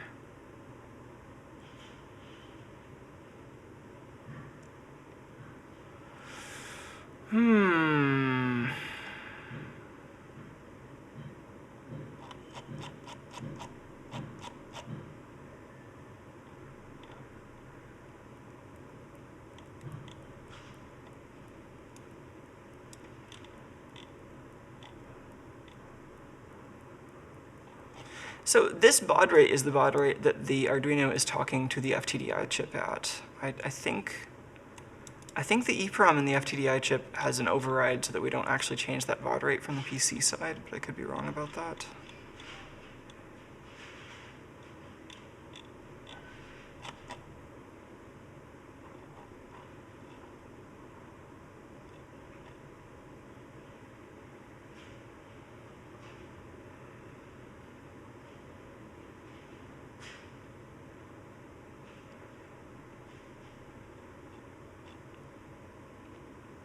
Why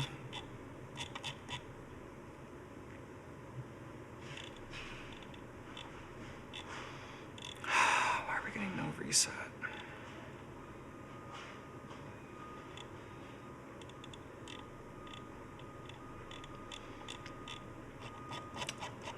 What should we expect the LED to do on here?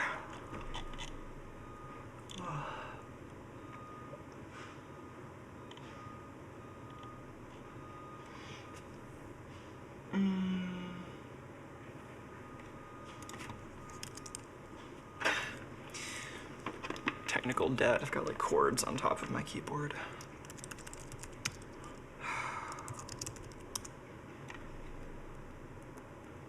Pin 13 is the built-in LED. I don't know if any of these...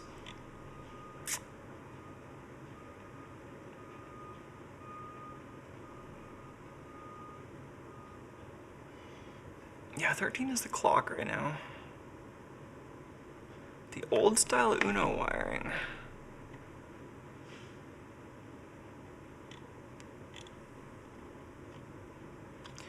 Am I just following an old wiring diagram? Because these are the pins that I'm using, 11, 12, 13.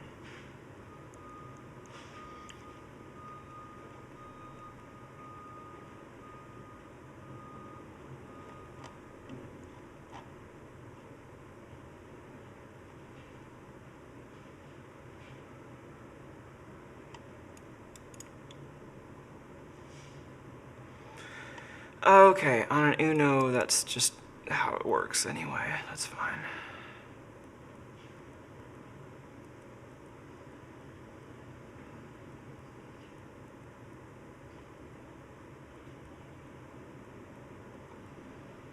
Huh. That's weird. I thought that was reset and that was master out slave in.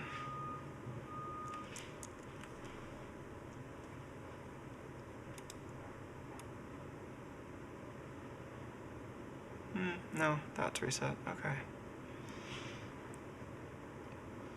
I think I'm just getting tired and I'm starting to make stupid mistakes and I'm not making a lot of forward progress, so maybe this is a good time to end the stream. I don't know why my ISP here is not sending out a proper reset. I think that there's just something wrong with my setup here. I think the board is fine. I think the board has probably even got firmware readout enabled. I think I'm just failing to set this up properly. So we'll deal with this some other time.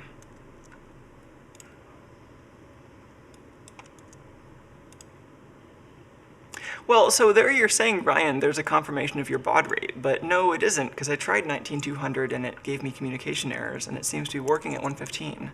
So that's why I was saying that I think there might be a difference between the baud rate that we're speaking at on the FTDI side versus on the other side.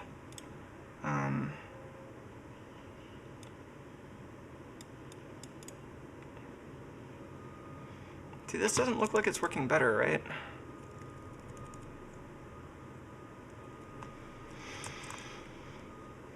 I mean, the thing that's going on doesn't seem to especially match the behavior that I would expect from the firmware we have.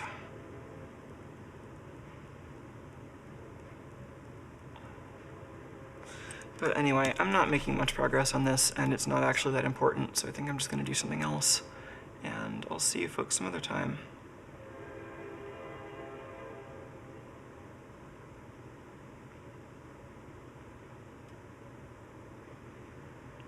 Yeah, there's a bunch of people with suggestions that I just aren't quite following, like,